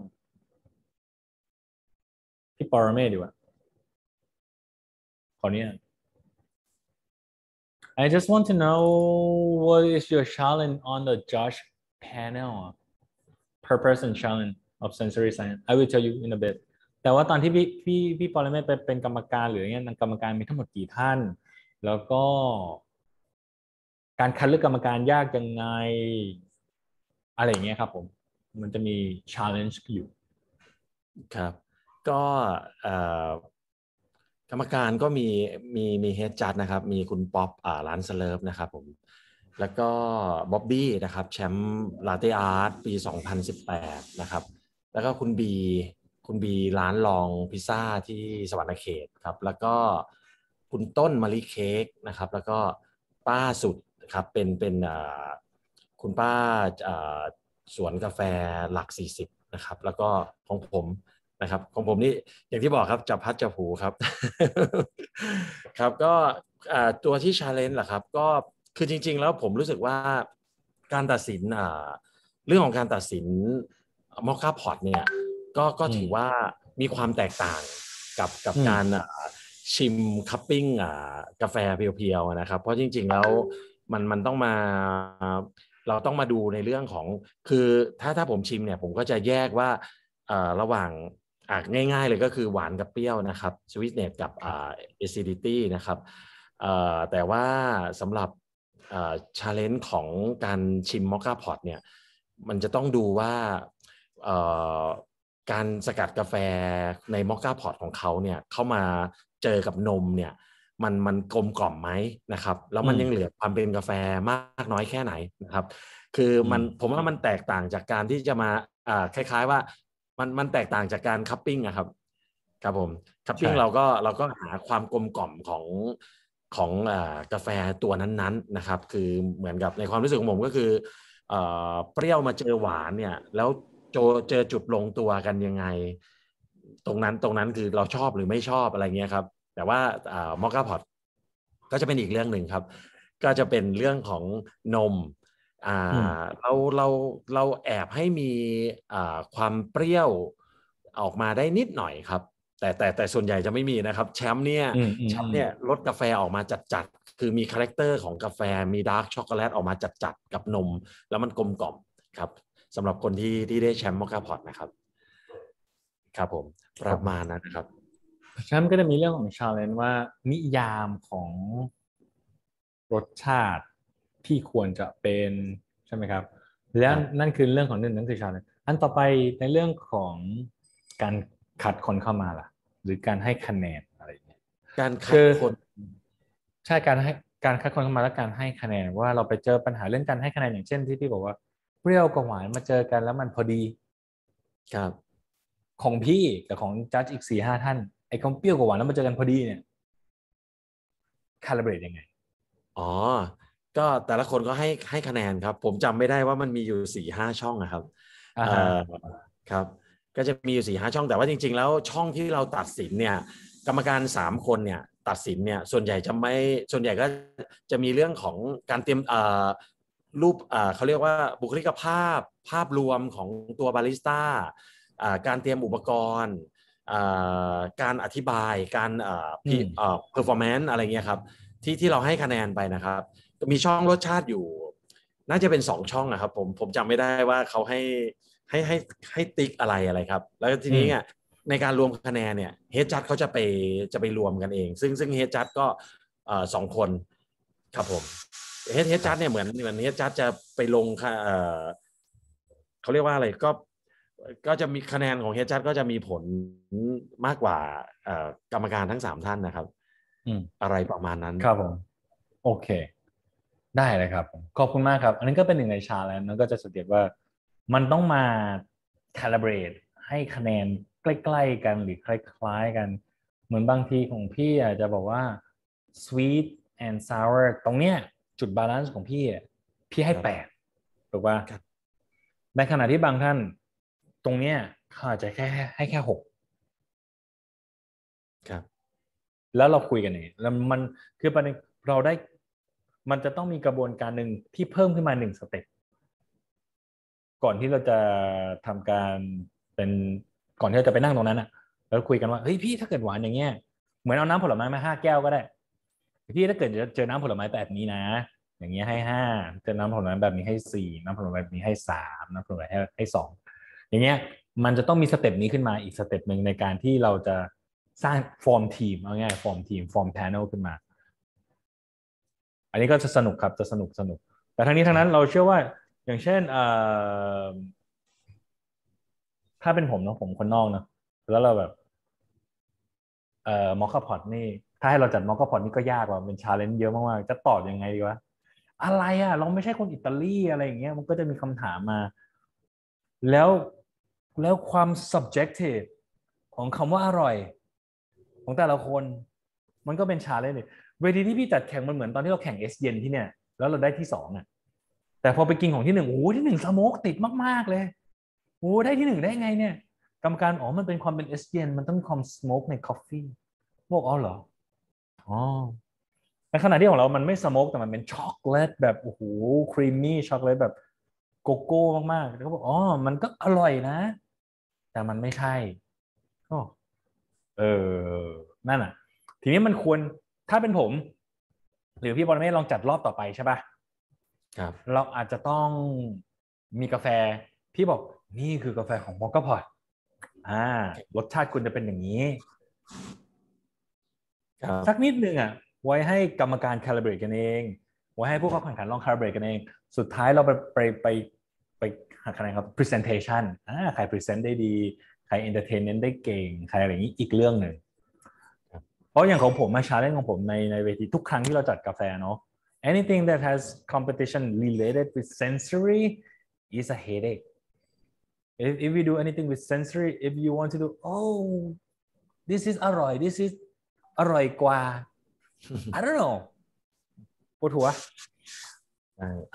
จริงๆแล้วผมมองว่าการเป็นกรรมการนะครับไม่ว่าจะตัดสินอะไรนะครับคือผมสำหรับงานนี้ผมก็ยังนึกในใจว่าโอ้โหถ้าเลี่ยงได้นะเลี่ยงการเป็นกรรมการดีที่สุดเลยครับเพราะมันอึดอัดครับ แต่ไม่เป็นไรมันถ้าเราไม่ได้ทำคนอื่นก็ต้องโดนไงอาจจะเป็นพี่คำสอนอึดอัดกว่านี้แต่ผมเห็นพี่คำสอนนั่งอยู่นั่นไม่ใช่เหรอ พี่คำสอนผมเคยไปตัดสินเป็นSmackdown ครับ Smackdown ของ Latte Art ครับกับพี่คำสอนเนี่ยครับ Smackdown ง่ายกว่าครับ เพราะว่า Smackdown มันเป็นรูปธรรมคืออันไหนสวยกว่าไม่สวยใช่ไหมใช่การชิมรสชาตินี่มันเป็นนามธรรมมากๆเลยครับแล้วเราก็แบบเอาไปตัดสินเขาซึ่งจริงๆแล้วน้องน้องน้องที่ดูแลในการทำคอร์สเนี่ยครับไม่รู้น้องอยู่หรือเปล่าน้องก็เข้าแข่งด้วยผมชอบของน้องเอาเหมือนเอาการทำเค้กมาทำมาชินาฟอนไหมไม่น้องซินดี้ซินดี้ซินดี้ก็เข้าประกวดซินดี้ก็เข้าแข่งผมชอบของซินดี้ผมชอบของซินดี้เลยหอมแบบเบเกอรี่มาเลยฮะแต่ว่าด้วยความพอรู้ว่าเขาเป็นกรรมการนี่พอคุณรู้ว่าซินดี้จะช่วยสอบคุณนี่คุณซินดี้ดีมากๆเลยซินดี้ excellent ไม่ผมบอกกันแล้ว because she's a judge you do your exam เนาะหลังจากที่แข่งหลังจากที่แข่งก็ไปเจอกันที่ร้านพิซซ่าครับก็บอกซินดี้ตั้งแต่วันนั้นเลยว่าผมชอบครับแต่ว่าด้วยมอคค่าพอร์ตเขาแบบเหมือนกับว่าคนที่ได้แชมป์เนี่ยผมจำไม่ได้ว่าผมให้คะแนนไปเท่าไหร่แต่ว่าผมจำได้ว่ามันมาหนักกาแฟมันมาหนักจริงๆกาแฟมาหนักแล้วก็กาแฟกับนมมันเจอกันแบบมันเหมือนกับถ้าเราคัพปิ้งเราก็หาหวานกับเปรี้ยวให้มันกลมกล่อมแต่มอคค่าพอร์ตเนี่ยเหมือนกับกาแฟกับนมมันต้องมาลงตัวเลยมันต้องลงตัวพอดีเลยซึ่งแบบอธิบายไม่ถูกเราก็ต้องคุยไงคำว่ากาแฟมาหนักกาแฟมาหนักแปลว่าอะไรวะครับเข้าใจคำว่ากาแฟมาหนักแปลว่าอะไรไหมที่อาจารย์เรียกว่าสโมกอะไรครับ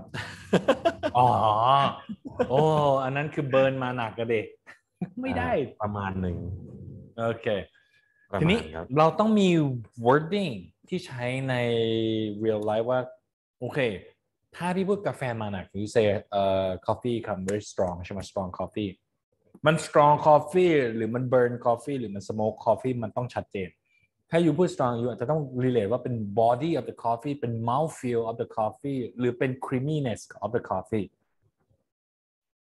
บางทีเราพูดว่ากาแฟมาหนักในมุมมองของพี่เวลาชิมแล้วจริงๆมันบางนะแต่แค่ว่ามันมีกลิ่นที่ชัดเจนอะไรเงี้ยคือ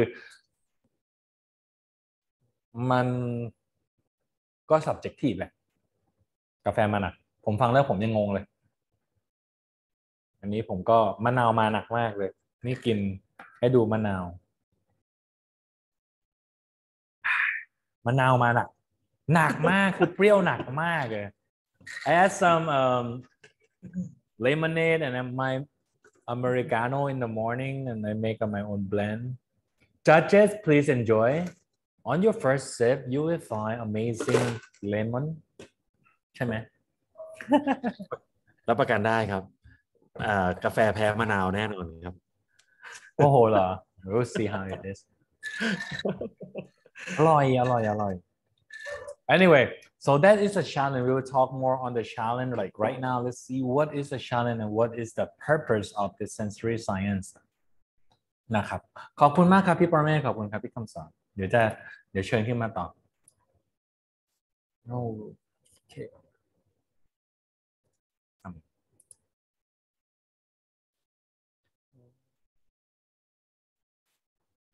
So sensory science is pretty much we need the purpose of it and ต้องเข้าใจว่าเราจะทำไปเพื่ออะไรนะครับ But the important thing thatคุณปรเมศ already mentioned is that we are the judge and we are the judge you are human and we are using yourself as an instrument but because we are how can we be an instrument because different people are different right we have different background we have different history and different population and time so that is our challenge to make sure that everybody agrees เห็นด้วย agrees on the same scale of score this is creamy level 8 this is salty level 4 if you want to do that you need to do some of sensory panel selection which we will discuss later on fast okay so on this one you need to be able to understand sensory science require you to understand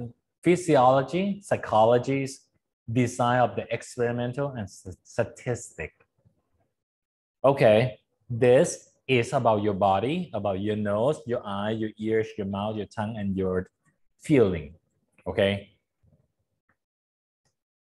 This psychology is about your brain, about the bias that you are creating in your brain, or you think it by yourself นะครับผม Physiology เกี่ยวกับสรีระของเรานะครับผมที่เกี่ยวกับการรับรู้ทั้งหมดในขณะที่ psychology ก็คือสมองของเราทำไมสมองของเราถึงคิดทำไมสมองของเราคิดไปเองหรือเปล่านะครับผมต้องป้องกัน Therefore we need to understand our physiology to control our psychology.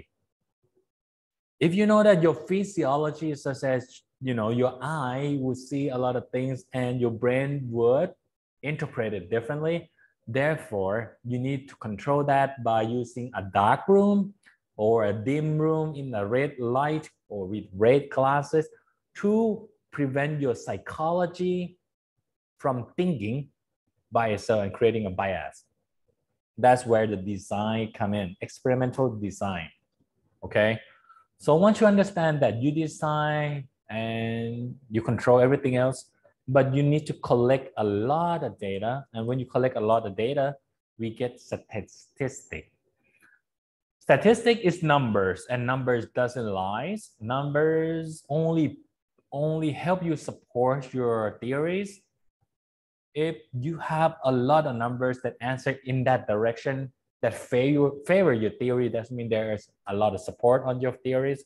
If not, then you need to redesign it again, redesign your experimental again, or know and accept that answer, accept the statistic numbers again. I will show an example later. So the difference between objective judgment of the turn test and subjective judgment of the consumer. Consumer is like clients. Client is just like, I like it and I don't like it. That's pretty much subjective judgment. And if you don't like it, I am a coffee shop owner. I will ask my customer, my customer say, I don't like it. Consumer, I don't like it. My next question, what you don't like about it? Okay, what you don't like about it. You need to pinpoint into categories. Then the customer will be like, I'm thinking about, I don't know what they're thinking. Then I would pinpoint to the question. Is it too bitter for you for the coffee? Is it too bitter for you? Is it too sour for you? I only ask two questions to lead them in the direction that they can focus easier. If I ask, do you like it? I don't know. I don't like it. But they don't know why. Then I, yeah, maybe. It's too sour. Now I know he start to be more objective. How is it sour? How is the body of the coffee? Also the body is too light. Then I know my coffee is very sour and very light. So this means, what about the milk? The milk is okay, but I just think the coffee is not prominent enough. It's not enough coffee in there. The coffee is sour and has less body, making the milk, not a good coffee. Then that is a trained tester way to describe it, to fix the problem.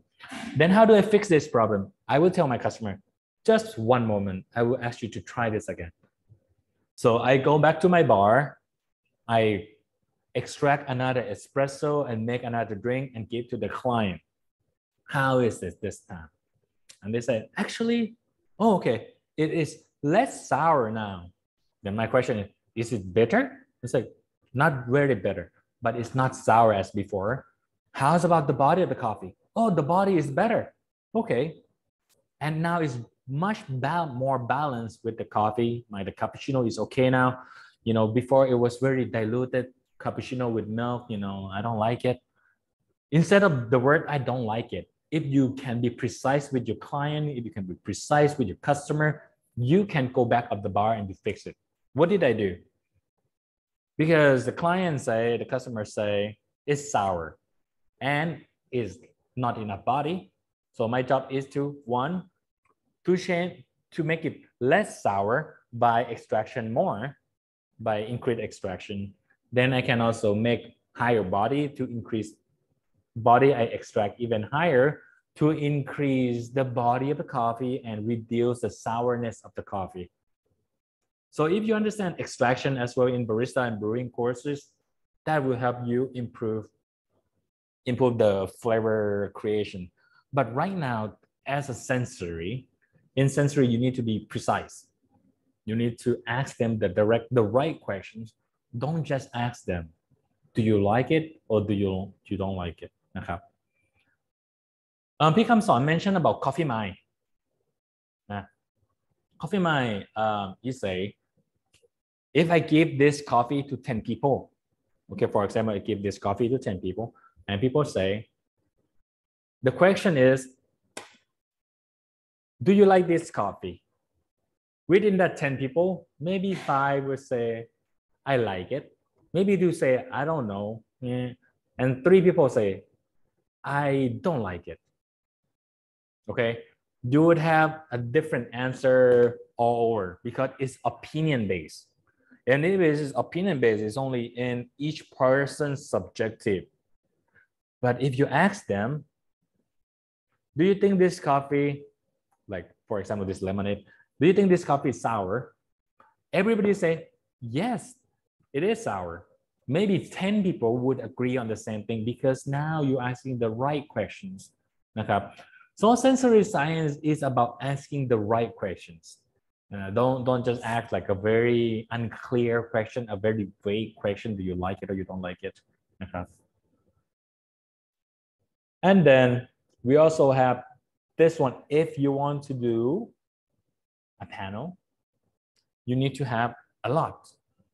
A trained tester, you would need like 6 to 40 people to making a panels.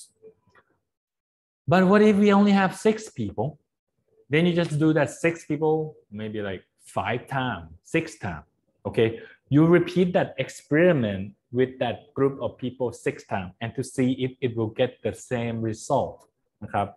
So that is one way to repeat and to get enough statistics to confirm your theory and your hypothesis. So we need to have standard questionnaire, create a protocol, test design, analysis, and then also the facilities. So this is what we are making and what we're going to doing next week. So we have facility, then we would practice on analyzing after we taste the coffee, and then we do a lot of stuff. Most of the time that we have a panel, if you create a panel, it's like a judge. You know, a judge, when you host a competition, we need a judge, and the judge is to pretty much identify, discriminate, like if it's better or if not, describe what goes about it, compare, investigate, like or don't like it, and then judgment, and just like what's wrong with it, what's better with it. So that's the aim. เป้าหมายของการทำ panel selection เป้าหมายของ panel ที่มาชิมกาแฟ sensory เนี่ยไม่ได้ต้องทำทั้งหมดนี้นะเราสามารถเลือกทำได้อย่างเช่นเป้าหมายนี้ทำแค่ identify the problem เป้าหมายอีกเจ้าหนึ่งมาหา discrimination ก็ได้ไม่ต้องทำทั้งหมดนะครับผมทีนี้ I was saying in Thai that the panel aims doesn't have to do all of that all of these 7 things. Okay, the aim of each panel can be different. Some panel will only compare the coffee. Some panel will describe this coffee, like CQI grader, they will describe the coffee. Okay, that is a panel, a different panel. It doesn't mean that when you join a panel, you have to do all of this. No, because panel is different. We will talk a different type of panels too. Some panel we just say I like it or I don't like it. That's the basics. Like consumer, we use consumer as panel. Okay as well.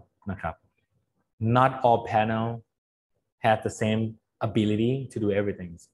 นะครับ So the very good books that you should read on is this versions, the coffee cupper handbooks. This coffee cupper's handbook will tell you how to get the right people on your team. นะครับ This book will tell you how to get the right people on your team. For example, the requirement: each person must pass an acuity test. Each person, the panel has to be trained and calibrated. The panel must be motivated to take part. And how do you do that? One, in the books, you will find in Appendix 2, you need to make sure that your panel is able to taste sour, sweet, and salty in a different intensity. We cannot just, okay, this guy can be our panels and this guy cannot be our panel. We need to make sure that everybody can taste sweet, sour, and salty.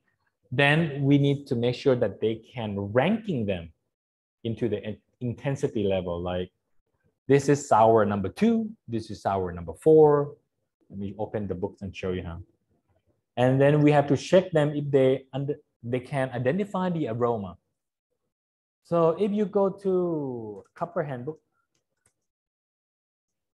because this handbook is the key to Q grader class.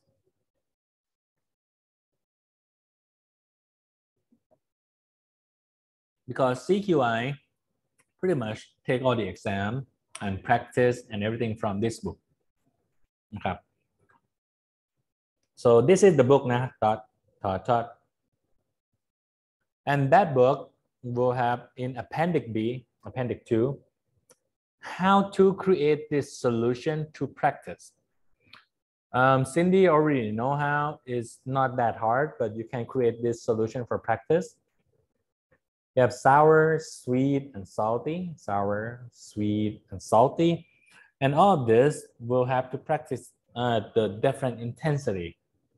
For example, the lowest one, the highest one.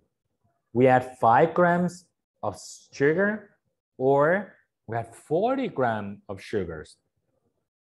We had 0.5 gram of salt or 4 grams of salt. Then we will test your panel and make sure that they can arrange them in order. Like, this is the lowest intensity, this is the highest intensity. This is sour, this is sweet, this is salty. Your panel needs to be able to at least do that. So Todd, you need to be able to at least arrange these 12 cups in orders. And, oh no, it's not 12. Oh yeah, it's 12. This 12 cup in orders, that's the basic. The hardest part is the next level when they mix this solution together. How do they mix it? They mix sour 1 with sweet 2. That means that bottle will have 0.25 gram of sourness and 10 gram of sugar in the same bottle. And then when you taste them, you need to tell me, is that sour 1 or 2? Is that sweet 1 or 2? So the basic lineup, okay, least sour, most sour is very simple. This is the same paper that I use on the CQI. Now I remember, like exam looking like this: least sour, most sour, least sweet, most sweet, least salty, most salty. So this page 34 is the CQI Q grader, Q Arabica courses and Q Robusta course. So for those that are interested in the CQIs, look and read a lot on this book, then you see a lot of keyword technique. Then there is a lot of identification and ranking tests. This one, let's go to this one, the fun part. For example, you get a cup number 232, and this 232, it is sweet 1 and sour 2. And then maybe you get another cup is 115, it is sweet 2, sour 3. It's not easy. It's very confusing. But if you practice a lot, you understand, okay, this is sweet 1, sweet 2, sweet 3, sweet 4. This is salty 3, this is salty 2. Then when they mix them together, well, it's okay, they're just mixing it up, but you understand it. The challenge for the Robusta is they have bitterness too. And another difference between Arabica and Robusta is the salt. For Arabica salt, they use table salt. For Robusta, for saltiness, they use potassium chloride. Something that is salty, like not the table salt, not sodium. They use something else. It tastes like coconut juice for me. It's salt, like coconut salty, I don't know, some salty. เหมือนน้ำกร่อยอ่ะใครเคยกินน้ำกร่อย very weird water. But yeah, that's one thing. So, and then we have the hardest version is to mix 3 together. Okay, Todd, are you ready? You can make it Mr. Kamson. Mr. Kamson can mix it for Todd. You know, you hate each other so much. And you can mix like, I give you 627, tell me. Oh, it's sweet 2, salty 1. I don't know. Sweet 1, salt 2, and sour 3 or something. You know, that's the challenge. สนุกมาก It's like, blow your mind. So a few people have to retake this exam, but it's fun. So as you can see, the number is all over. So that's a practice that you can organize it yourself to practice. นะครับ You can practice because that is something that we also created ourselves to practice also. It's very fun to do to get ready for the CQI. Yeah. Next. This is the exam. So the exam would be something, but not our exam. Our exam is super basic, okay? Oh, I see Kim eyes like, oh my God, really? We're gonna do that? No, we don't have to do that, okay? We just enjoy this coffee class. So you just get a blank paper and just make sure you have the right intensities, and then that's how they mix it. And they mixing a lot of things together with different bottles, not sure. Now this is Linnaeus to Cafe, okay? Linnaeus, this is also part of selecting your panel, นะครับ It depends on your panel. If your panel doesn't require for them to identify any aroma, then just skip it. If your panel only use aroma, then use only this. You don't have to,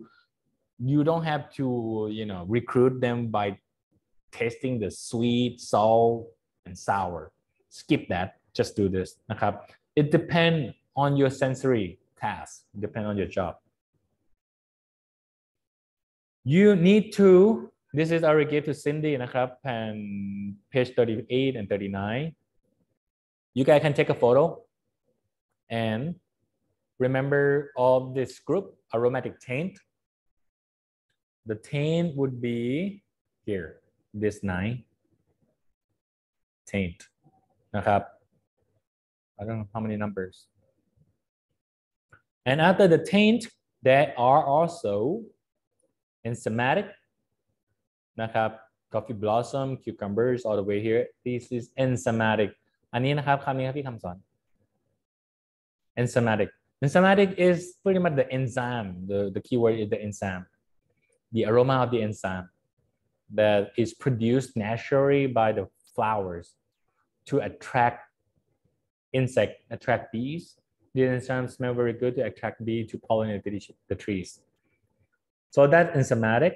And then we also have sugar brownings, นะครับ We also have sugar browning.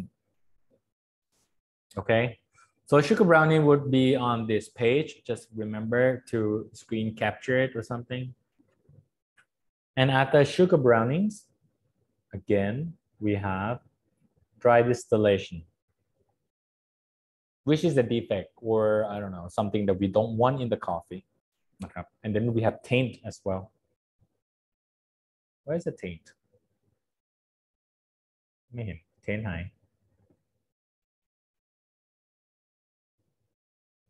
Oh, taint is the first one, yes. Okay. So that is one way to, let's say,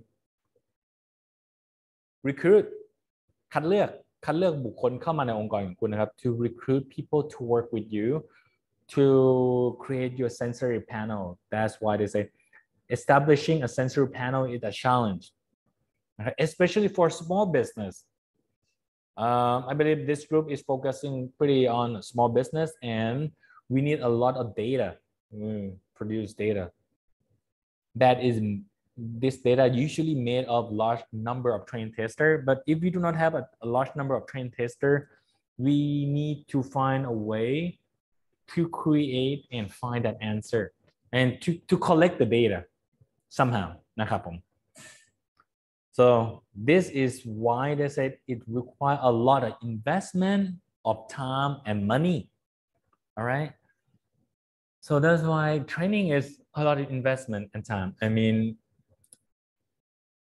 I really like how in that cupping book already show you and share you how to prepare your sweet, salty, and sour. And once you prepare it, if you are able to arrange that, your next challenge is to create the mixing of the two solutions. And then if you are start to, feeling comfortable with two to test, then just go to 3 basic tests, mix up together and see how it is. So that is already like, you can practice that for a week or 2 weeks and it's pretty fun. Even though we do not have that on our sensory exam, I'm just telling you, it's very fun to do. So the goal usually, the common goals usually provide specific objective detail of flavors. That's why people usually do sensory science, right? What do you find in my coffee? Can you tell me? I have a lot of, customer bringing coffee to the academy, man, can you taste this coffee? I'm like, oh, okay. And then they tell me, what did you find? Provide very objective detail on the coffee, right? And my answer is like, oh, I like it. That's it. Oh, I don't like it. Oh no, I want your very detailed description of the coffee. Oh, okay. That means we need a cupping session. I cannot just drink on one cup and, describe your coffee and say, I like it or I don't like it. But if you want me to do a cupping, that means I need your green coffee. I need to grate the coffee. I need to roast the coffee to the spec color of 58 acron on the outside, 63 acron on the inside. Then I will tell you a descriptive of your coffee.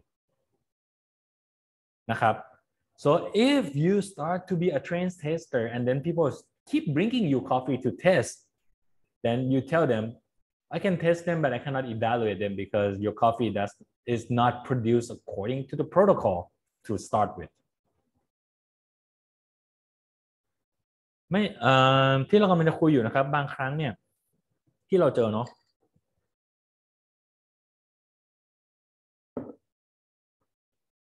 คือเราจะเจอลูกค้าเอากาแฟมาหรือนักเรียนเอากาแฟมาให้เราชิมเราถามว่าพี่นัทครับเราเจออะไรเครื่องดื่มอะไรบ้างเราเจออะไรในแก้วนี้บ้างมันเจอบลูเบอร์รี่ไหมมันเจอนู่นนี่นั่นไหมพี่ก็บอกไม่ได้แต่พี่ว่าชอบนะอร่อยดีเพราะอะไรเพราะว่าการชงที่เขามาให้เราดื่มหรือการที่เขาเอามาให้เราเสิร์ฟมันเป็นหนึ่งในกระบวนการชงที่เป็น V60 หรือเป็นอะไรก็แล้วแต่มันไม่ได้เกิดจากการ cupping protocol นะครับการที่ถ้าเกิดจากจะให้เรา provide a perfect objective detail of flavor of that sample of coffee แปลว่าคนนั้นจะต้องเอากาแฟมาให้เราตั้งแต่เป็นกาแฟสารเลยเราจะต้องคัดคุณภาพของกาแฟสารก่อนว่าผ่านหรือไม่ผ่าน2เราจะต้องคั่วกาแฟของเขาให้ตรงตามโปรโตคอลโดยให้สีข้างนอกและสีข้างในเท่าสีตรงตามโปรโตคอลคือสีข้างใน63แอคตรอนสีข้างนอกของเม็ดกาแฟ58แอคตรอนตาม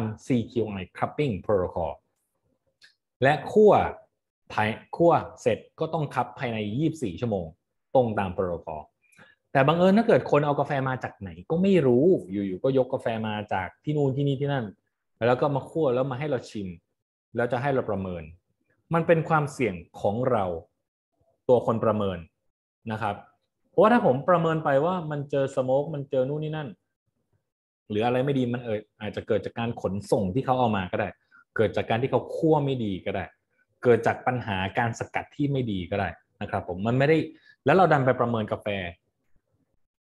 เราดันไปประเมินกาแฟแบบ objective จากจาก sample ที่ไม่ได้ถูกเตรียมมาอย่างถูกต้องตามโปรโตคอลอันนี้จะเป็นปัญหาของผมนะครับผมเราก็เลยไม่ค่อยได้ประเมินกาแฟท่านอื่นยกเว้นว่ากาแฟมันจะมาแบบถูกต้องแล้วเราคัดตามโปรโตคอลเราถึงจะค่อยประเมินกาแฟกันเนาะ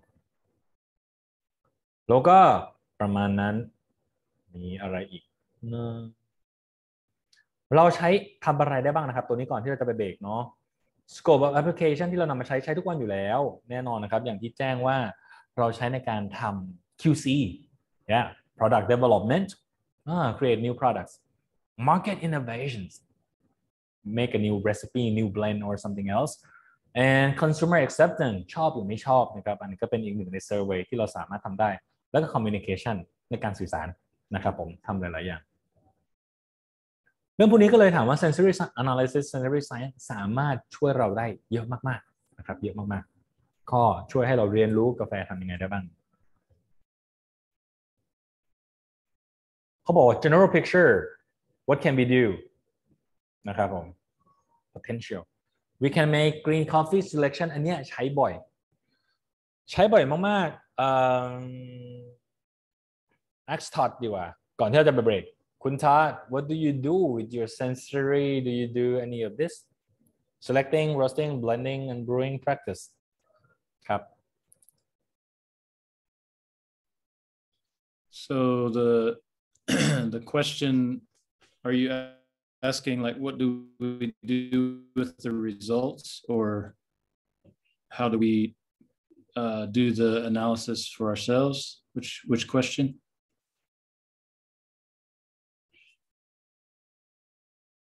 sorry can't hear you oh sorry they said sensory panel can use for a lot of purpose have you done any of that as mentioned earlier for example any QC or product development, market innovation, any of this to find your consumer acceptance and or do you use them in your green coffee selection, roasting, blending, or brewing? Do you use any of your sensory skill in the practice of any of this? We have had our coffee sent to have it graded by Q graders before. And in the first time we did it, we were quite surprised. The results we got back was in our coffee, we had like too many defects. So because of the defects, then we couldn't say, okay, this is specialty coffee. So when we got that back, then we were able, they outlined like exactly which defects were in there. So then we were able to take those results and say, okay, this is what we need to be looking for in our grading and sorting. The very next year, we sent the coffee off again after making these adjustments specialty. So it was like very, very helpful in that sense. Okay. So how was your experience with CQI? How was it? So you've done it once and you see that's the defect. And before you send it to them, did you clear the defect? Or you're already sorting the defect and you send it to them and it's still a lot of defect. Right. So there were some defects that are more difficult to spot just by hand sorting. So for example, like immature beans, maybe I think if I can't remember exactly which ones we had, but immature and it was the minor defects, but there were so many that it you're gonna pull it up for me. I'm looking up. Yeah, it looked like a coffee. Yeah, so we had just like coffee, right? Yeah, the immature is sometimes difficult to spot. And if it was defect, it would affect your score, like immature bean. Here, 5 immature equal 1 defect. Right. Yeah. And, you know, we had like, I remember one coffee, we had like 11 immature. So there's 2 defects there. And I think we had some broken chipped as well. Yeah. But it's not obvious with hand sorting, right?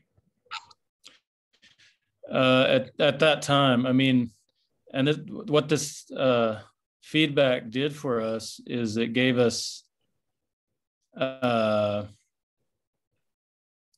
some specific things that we needed to work on with our hand sorters, with our staff. So we took these pictures that you're showing us right now. We took them and we talked through. Okay, these are the ones we're missing, and so next year, then they were able to correct that. And so the next year, we sent off the coffee from that year. It was a totally different story, and we were able to say, okay, yeah, this is specialty coffee now. Okay. Have you tasted them?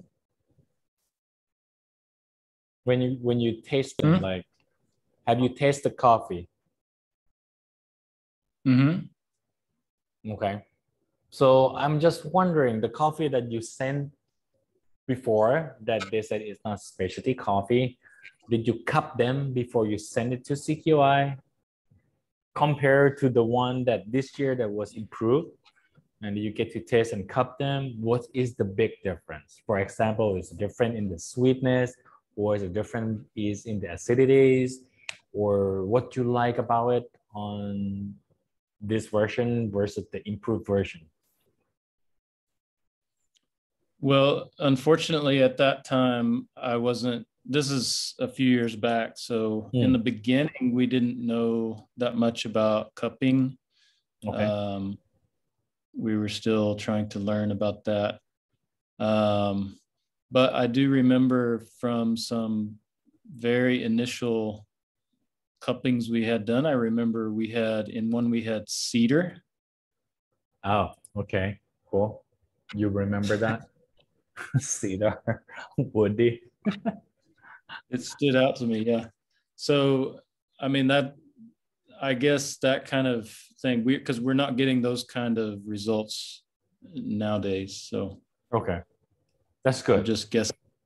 Because if you get cedar, that would be a negative for us, for me, for Arabica. But Robusta could be positive. It could be. It's really well, it is catch more. Oh, it is, yes. So, well, Serena, I know that we're gonna call on her, so she sort of step away quickly. นะครับ มีใคร Can I ask a question? Yes, go ahead. In your experience, do you find it to be difficult, easy to like when you do the cupping and you taste a defect or something, is it always very easy to find the reason? The reason, like the reason for the defect? Oh, no, it's not easy at all. But I mean,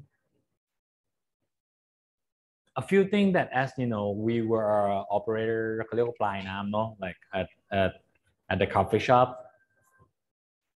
There are a few things that we can relate it to sensory aspect. For example, old coffee, it get woody. Like I can taste this is woody, this is old coffee because maybe we did not, put it nice and clear. I can find a reason. So that's how we have to improve our storage. That's one way to do it. Or maybe the coffee gets some like papery flavor, like, I don't know, Quaker. Okay. I don't know where it's from, but I know every time I order this coffee, I sometimes get this one. So I would ask my staff to, after we roast the coffee bean, please pick out these very white coffee out. Like it's just, I think it's Quaker, and maybe it's, beans, one or two is in the coffee. But to understand where is it come from, like what's causing it at the farm, that's only have to refer to the books and assuming that that's the case. Because for example, we could be expecting that it might be come from bad farmer, but the farmer is like, oh, they handpick. Okay, if they handpick everything, they're sorting everything nicely, then what can go wrong, right? Then what about sorting station? Is the machine clean? Then that's my next question. Is the machine okay? Sometimes your coffee get contaminated with, I don't know, OTA or fungus because of the milling or the popping machine is not clean. It has nothing to do with the farmer at all. It could be at your processing facility. Or it might not be the processing facility because it's a new machine, everything is clean. Maybe it at your storage warehouse where they put your coffee in a bad location and make your coffee faded away or make your coffee moldy, or maybe because of the rain that's just dripping on that one bag of coffee, and that's pretty much it. So it's not easy for me. It's not easy for me at all. Okay. But for you guys, which is at the farm, we will test under Green Coffee Practical session next week. You get to test coffee that is defect that we send it to you. Let me find it 1 second. It's a defect like black bean, sour bean, pot, and everything else. I don't know where it is. And we roast coffee, and then we will ask Cindy to spike them in the cupping coffee. Oh, where is it? Defect.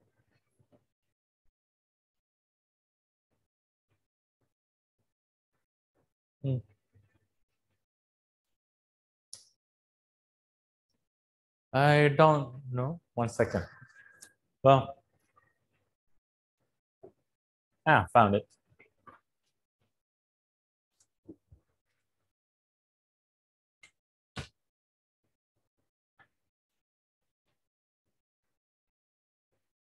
Like those defects, I sent out 5 defects like this, guys. So this defect look normal. Let me clear it to my view.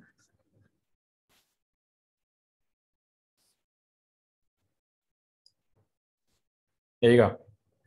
So I sent out this defect, right? And then some of the defect is like just full black bean. And that one, and then we have insect bean, we have, I don't know, full sour bean, we have some parchment, we have some pot. All of these are pretty much is definitely a defect, and it's category 1. If you found it in your coffee, it will be deducted as, non-specialty right away. Except for insect, for example, if you have slight insect damage, you can have like 10 or 30 or 50 of them. And if you only have slight insect damage, you're still okay. You might still be what you call specialty coffee and sour bean. But then we also roasting them. Then we roast this coffee.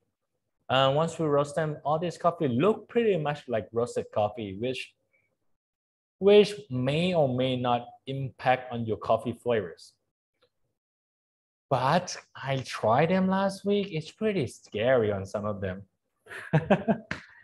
I'm like, oh my God, this is how it tastes like. When I say scary, it's mean like, this is very familiar to what I drink every day when I was a kid. That's what I mean in scary.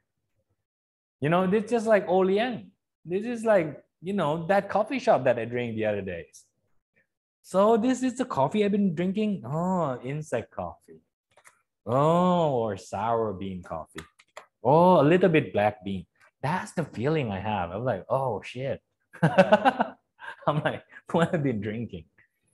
So, I mean, after you would have that, the exercise on the practice of this one is we send you one coffee. I think it's Guatemala coffee. And this Guatemala, we have like 10 cups.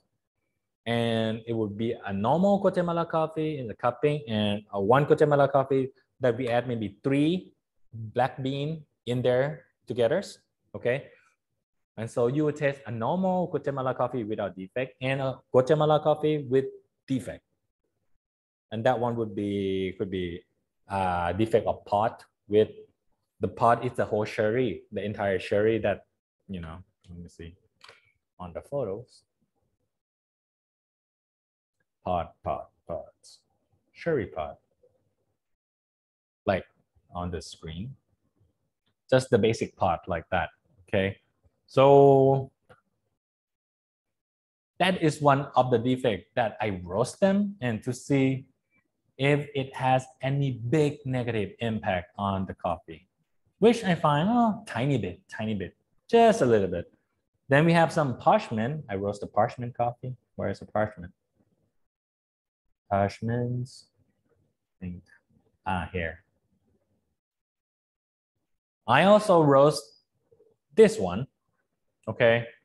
And just to taste how would that has a big impact on your sensory or not, okay? And I find it to be, yes, there's an impact on it. So you test something about it. And we also roast this insect, amazing. I'm like, wow.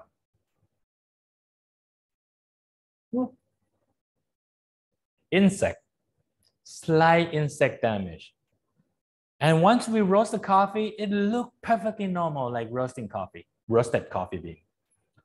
So that's why sometimes I'm so afraid of this coffee in the market that is so cheap, like super cheap in the market.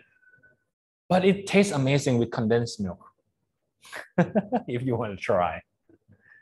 Then we have the one that you mentioned, immature, and we roasted a full sour for you guys, and we also roasting a full black. Okay, they are roasted in our machine, and then when we use it, we will grind just 3 of the beans only into the normal coffee. Okay, into your very normal coffee, and you would taste them. So when you taste all 5 of this, when you test all of these 5 defects, that means you are calibrated to 1, 2, 3, 4, 5.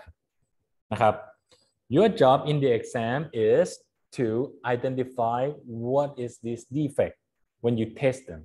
Okay. Oh, I test this. This reminds me of the full black. It has certain attribute. I test this insect. It has certain attribute. That is one of the exam that is very challenging. That Cindy asked me, Nat, Ajahn Nat, can I add 5 defect beans instead of 3 defect beans to make it more intense? I'm like, that's fine. If you want to add more, that's fine. But I think 3 is enough.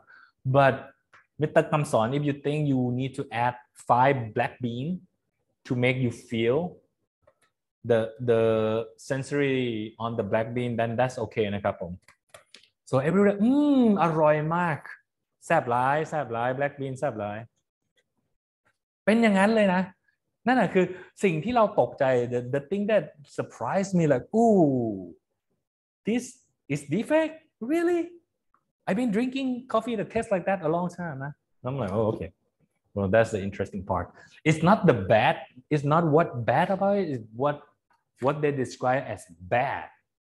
Okay, that's why when we learn about defect, you step back and think about when you're drinking coffee.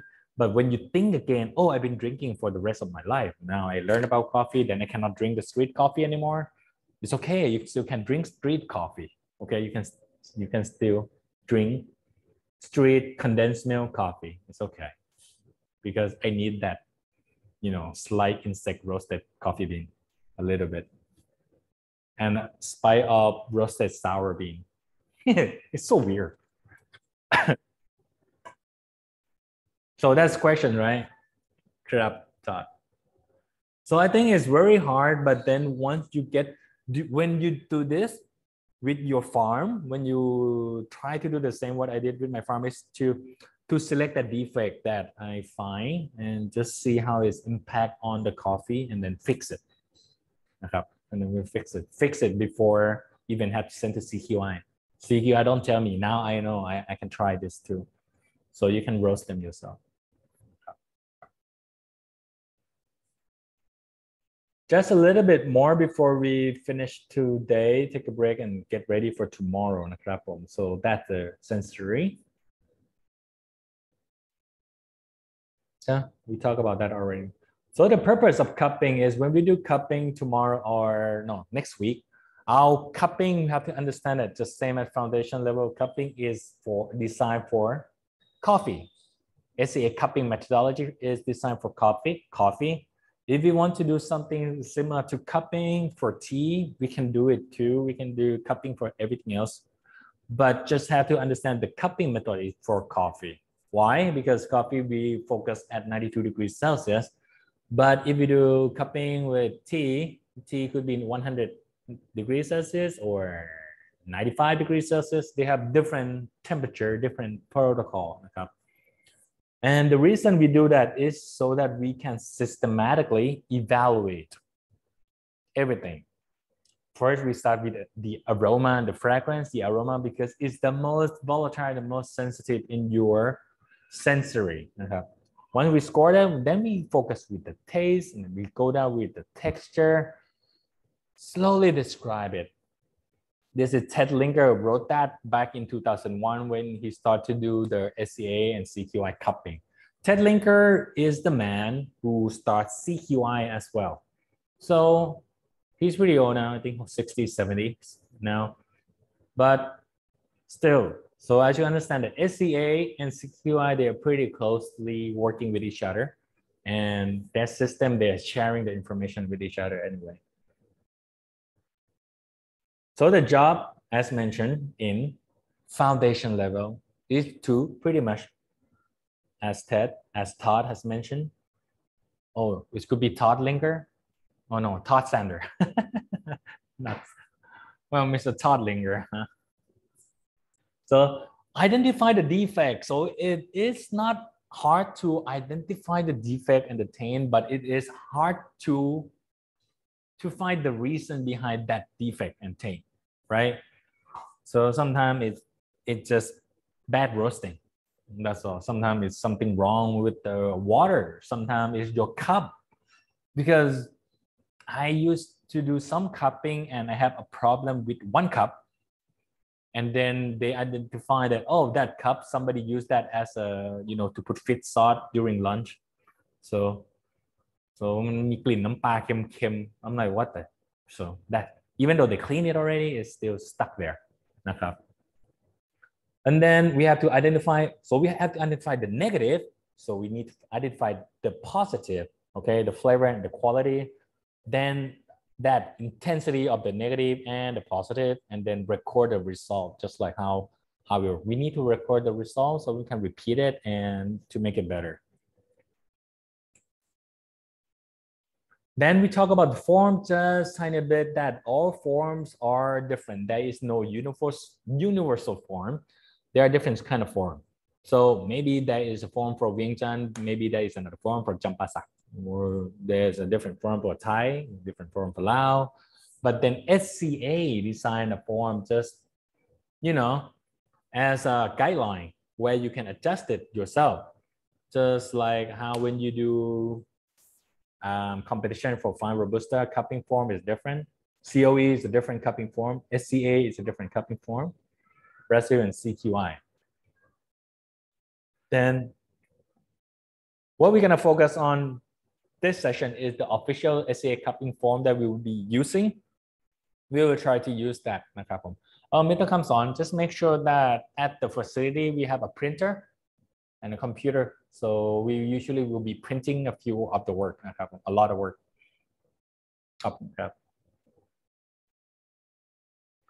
Cupping form we already covered in foundation level, so I think the key word we want to focus on is to not establish personal experience. If you like the coffee or you don't like the coffee, that doesn't matter. The important thing about cupping is on the form, on the cupping days, there will be some coffee that you don't like, but it scores so well. And there is some coffee that you like a lot, but it scores the same with the coffee that you don't like. นะครับมันน่าสนใจมากตอนที่เราประเมินกาแฟมันมีกาแฟที่ผมชอบผมอยากจะให้คะแนนมันเยอะๆแต่มีกาแฟที่เราเฉยๆไม่ได้อยากจะให้คะแนนมันเยอะแต่ตอนที่จบมันได้คะแนนเท่ากันต่างกันแค่ 0.5 you know the reason is because if you evaluate the coffee for the coffee itself you would get amazing score you would get a very objective score. The example that I given is the one that I like is has very good enzymatic, calm, floral, very good citrus, okay? But then it doesn't have enough body. It is not balanced coffee, so the score, the body is pretty low. The balance is a little bit low. My overall is higher. The acidity is higher. The aftertaste is higher. The fragrance aroma is high. So it was high, high, high, and low, low, low, low, low, okay? That's coffee that I like a lot. But because I score it just, you know, the way it is, it gets, let's say, 82.5. On the other hand, I got another coffee where there is no enzymatic, no fragrance, but so I got just a basic 7.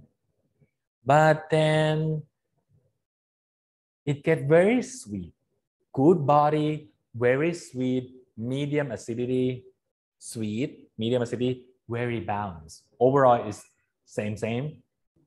Aftertaste is okay. They get a very mid-range, above mid-range, and in the end above mid-range. In the end, it get 82.25. So this is how interesting about cupping. When you do a lot of cupping, you will find this happen a lot to you. I like this coffee. I don't like this coffee, but they score the same. I'm like, why? Don't find the reason behind it. You just score and be done with it, okay? Just score, stop thinking about it, move on. But that's why you can see a very good example of being subjective and objective. If you be objective, you get a very good coffee and you get a very honest score coffee. That is the most important thing on coffee. So, any other questions before we depart today? And we will be back tomorrow. Tomorrow we'll discover a bit more. Today we only covered 2.01. We have 02 and 209 to cover tomorrow. It will be fast, hopefully. And then also, let's turn on the camera and do a screen capture just to take attendance for everyone. เปิดกล้องหน่อยนะครับผม We'll just take attendance and we go today. มีคำถามอะไรไหมครับ Yes, may I? Yes, after one photo. 1, 2, 3. Okay. Questions, go ahead. Now is Q&A นะครับผม Okay, so I thank you, Todd, for your question, because I understand the meaning of Todd's question as we are working very close to the farmers, and we are eager to develop our abilities to solve the technical problems. And we may have thought that sensor analysis is among these tools we can use actually to improve the production practices and so on. My question is about one term I hear quite often, and I would like to understand better how it's integrated in this sensorial analysis. It is the term of, or the notion of profile. What is a profile, and how to define or to characterize or identify it, and which use after we identify the profile? Thank you. What do you mean a profile? For example, we started developing coffee in the north of Laos, and it has not been so much described so far, or at least as a region. We have made some cuppings for different single origins, but not as for a region. And when I'm talking with possible buyers in Europe, they're asking me if we get any profile of our Northern Lao coffee. Profile, I think they mean that it refers to some typical aspects or characteristics of coffee from this origin. Is there any recurrent structure of flavor, aromas, this kind of things? Is there okay, any, like if we talk about Ethiopia coffee, it would be floral and citrus, right? Yes, for example, yes. But okay. And your question is, do we have any profile in coffee for Asian coffee? No, I would like to know if we can identify some profile through the sensorial analysis. Usually, like wine, right? When you talk about wine, you talk about terroir, you talk about unique characteristic in your location only. Well, before, I think if you talk about Sumatra coffee, that profile is very earthy coffee. If you talk about in African coffee, yes, we talk about enzymatic and sourness and sweetness and citrus coffee and complexity. If you talk about South American coffee, that profile is pretty much based on very nutty caramel chocolate, right?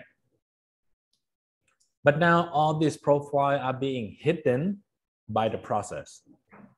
When I talk about process, people started doing crazy natural process, which is pretty sweet, right? Sweet berries.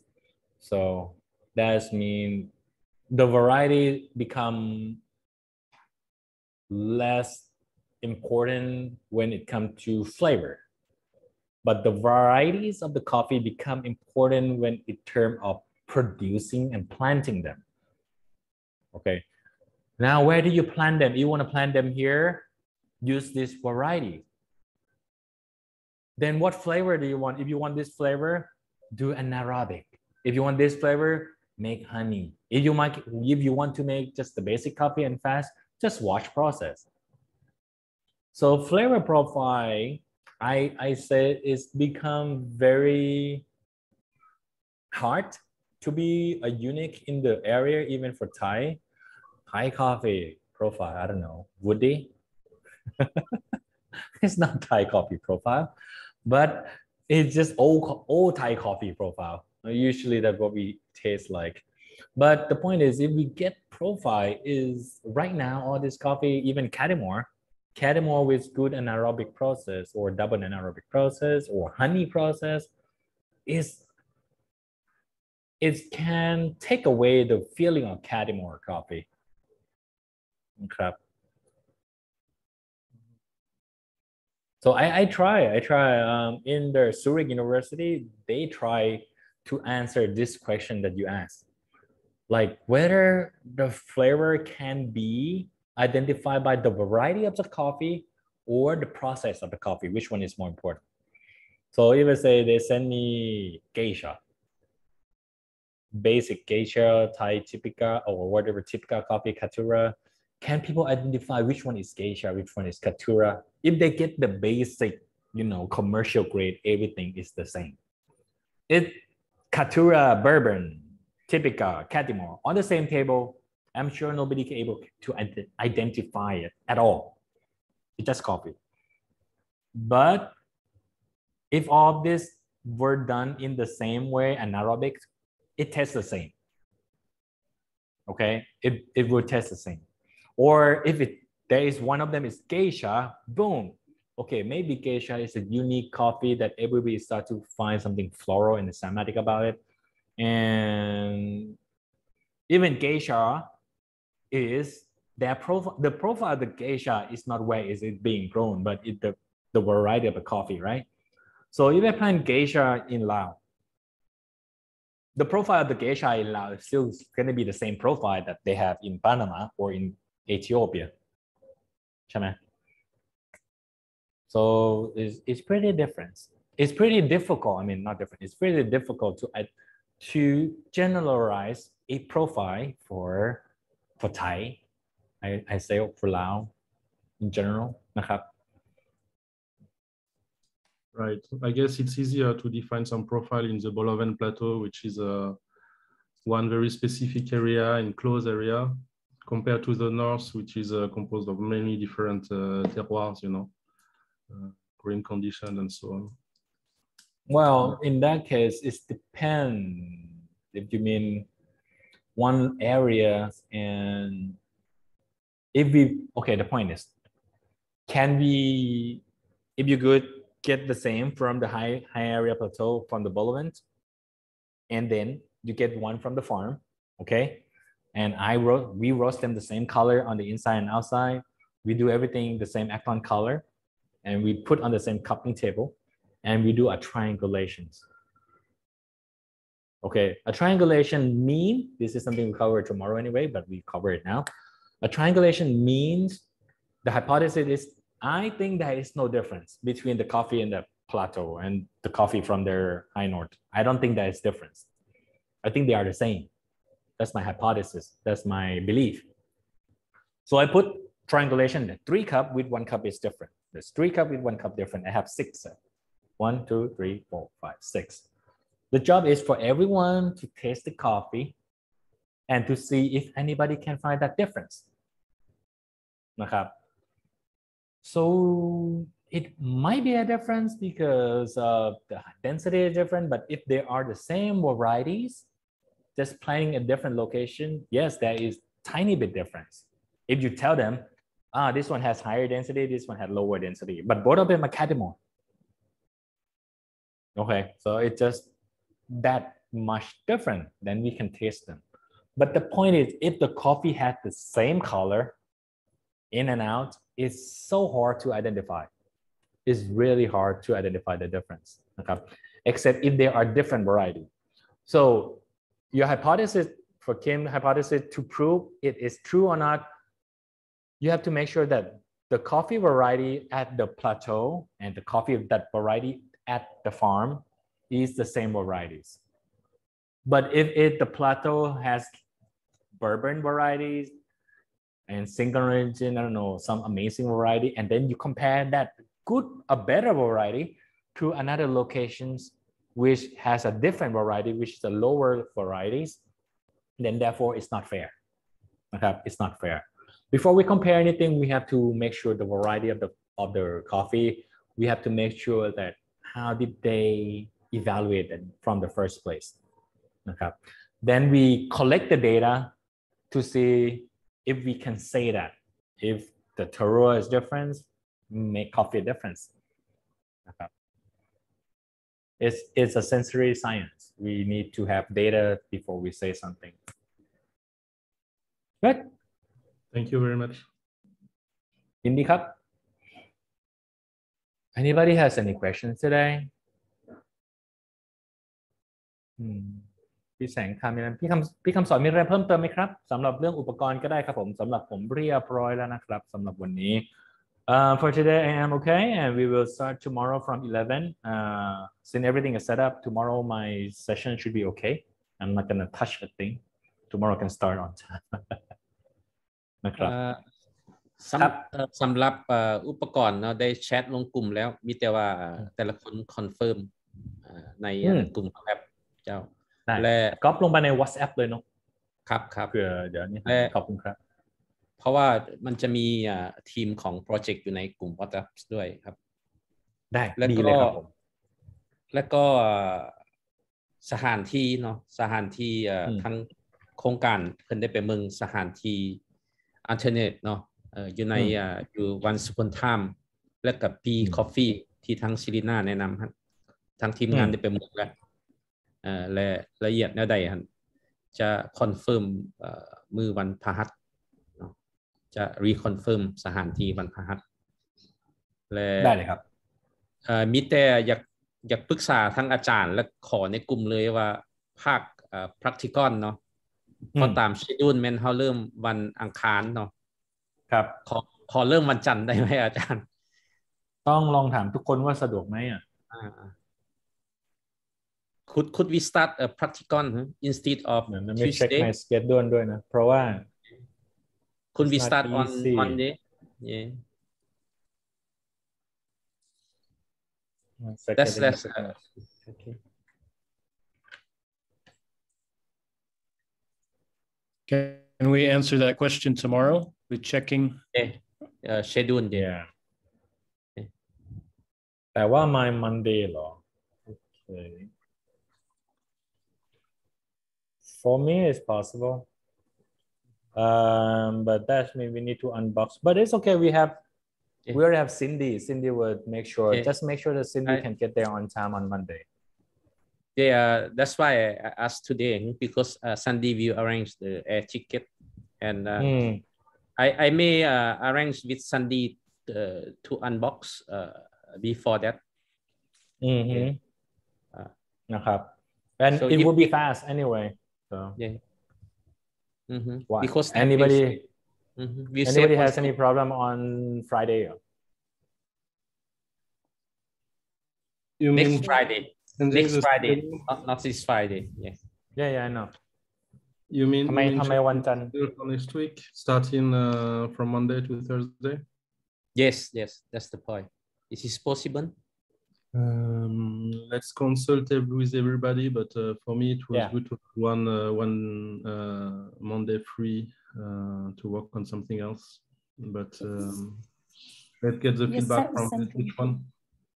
Yeah, same for me. I think I'll go with the majority, but basically because we are working 2 weeks together, it's also a bit difficult for us to arrange other work. So Monday was a good day to start the week with the work that I need to do in the office, work with my team and so on. And so I thought that Monday was a good day to have free. It's that is but I go with the majority, but I thought it was nice. That is Yes. one of the reason I make it start on Tuesday because usually we need Monday to arrange the coffee and everything else, and also I'm sure a lot of people to leave that business for 4 days they need Monday to plan something else. Yeah, because some people สอนติดอะไรวันศุกร์หรือเปล่า Yeah. No, if the only reason if you want to not to start faster that means there is something wrong with Friday ใช่ไหม Yes, I have my how to say my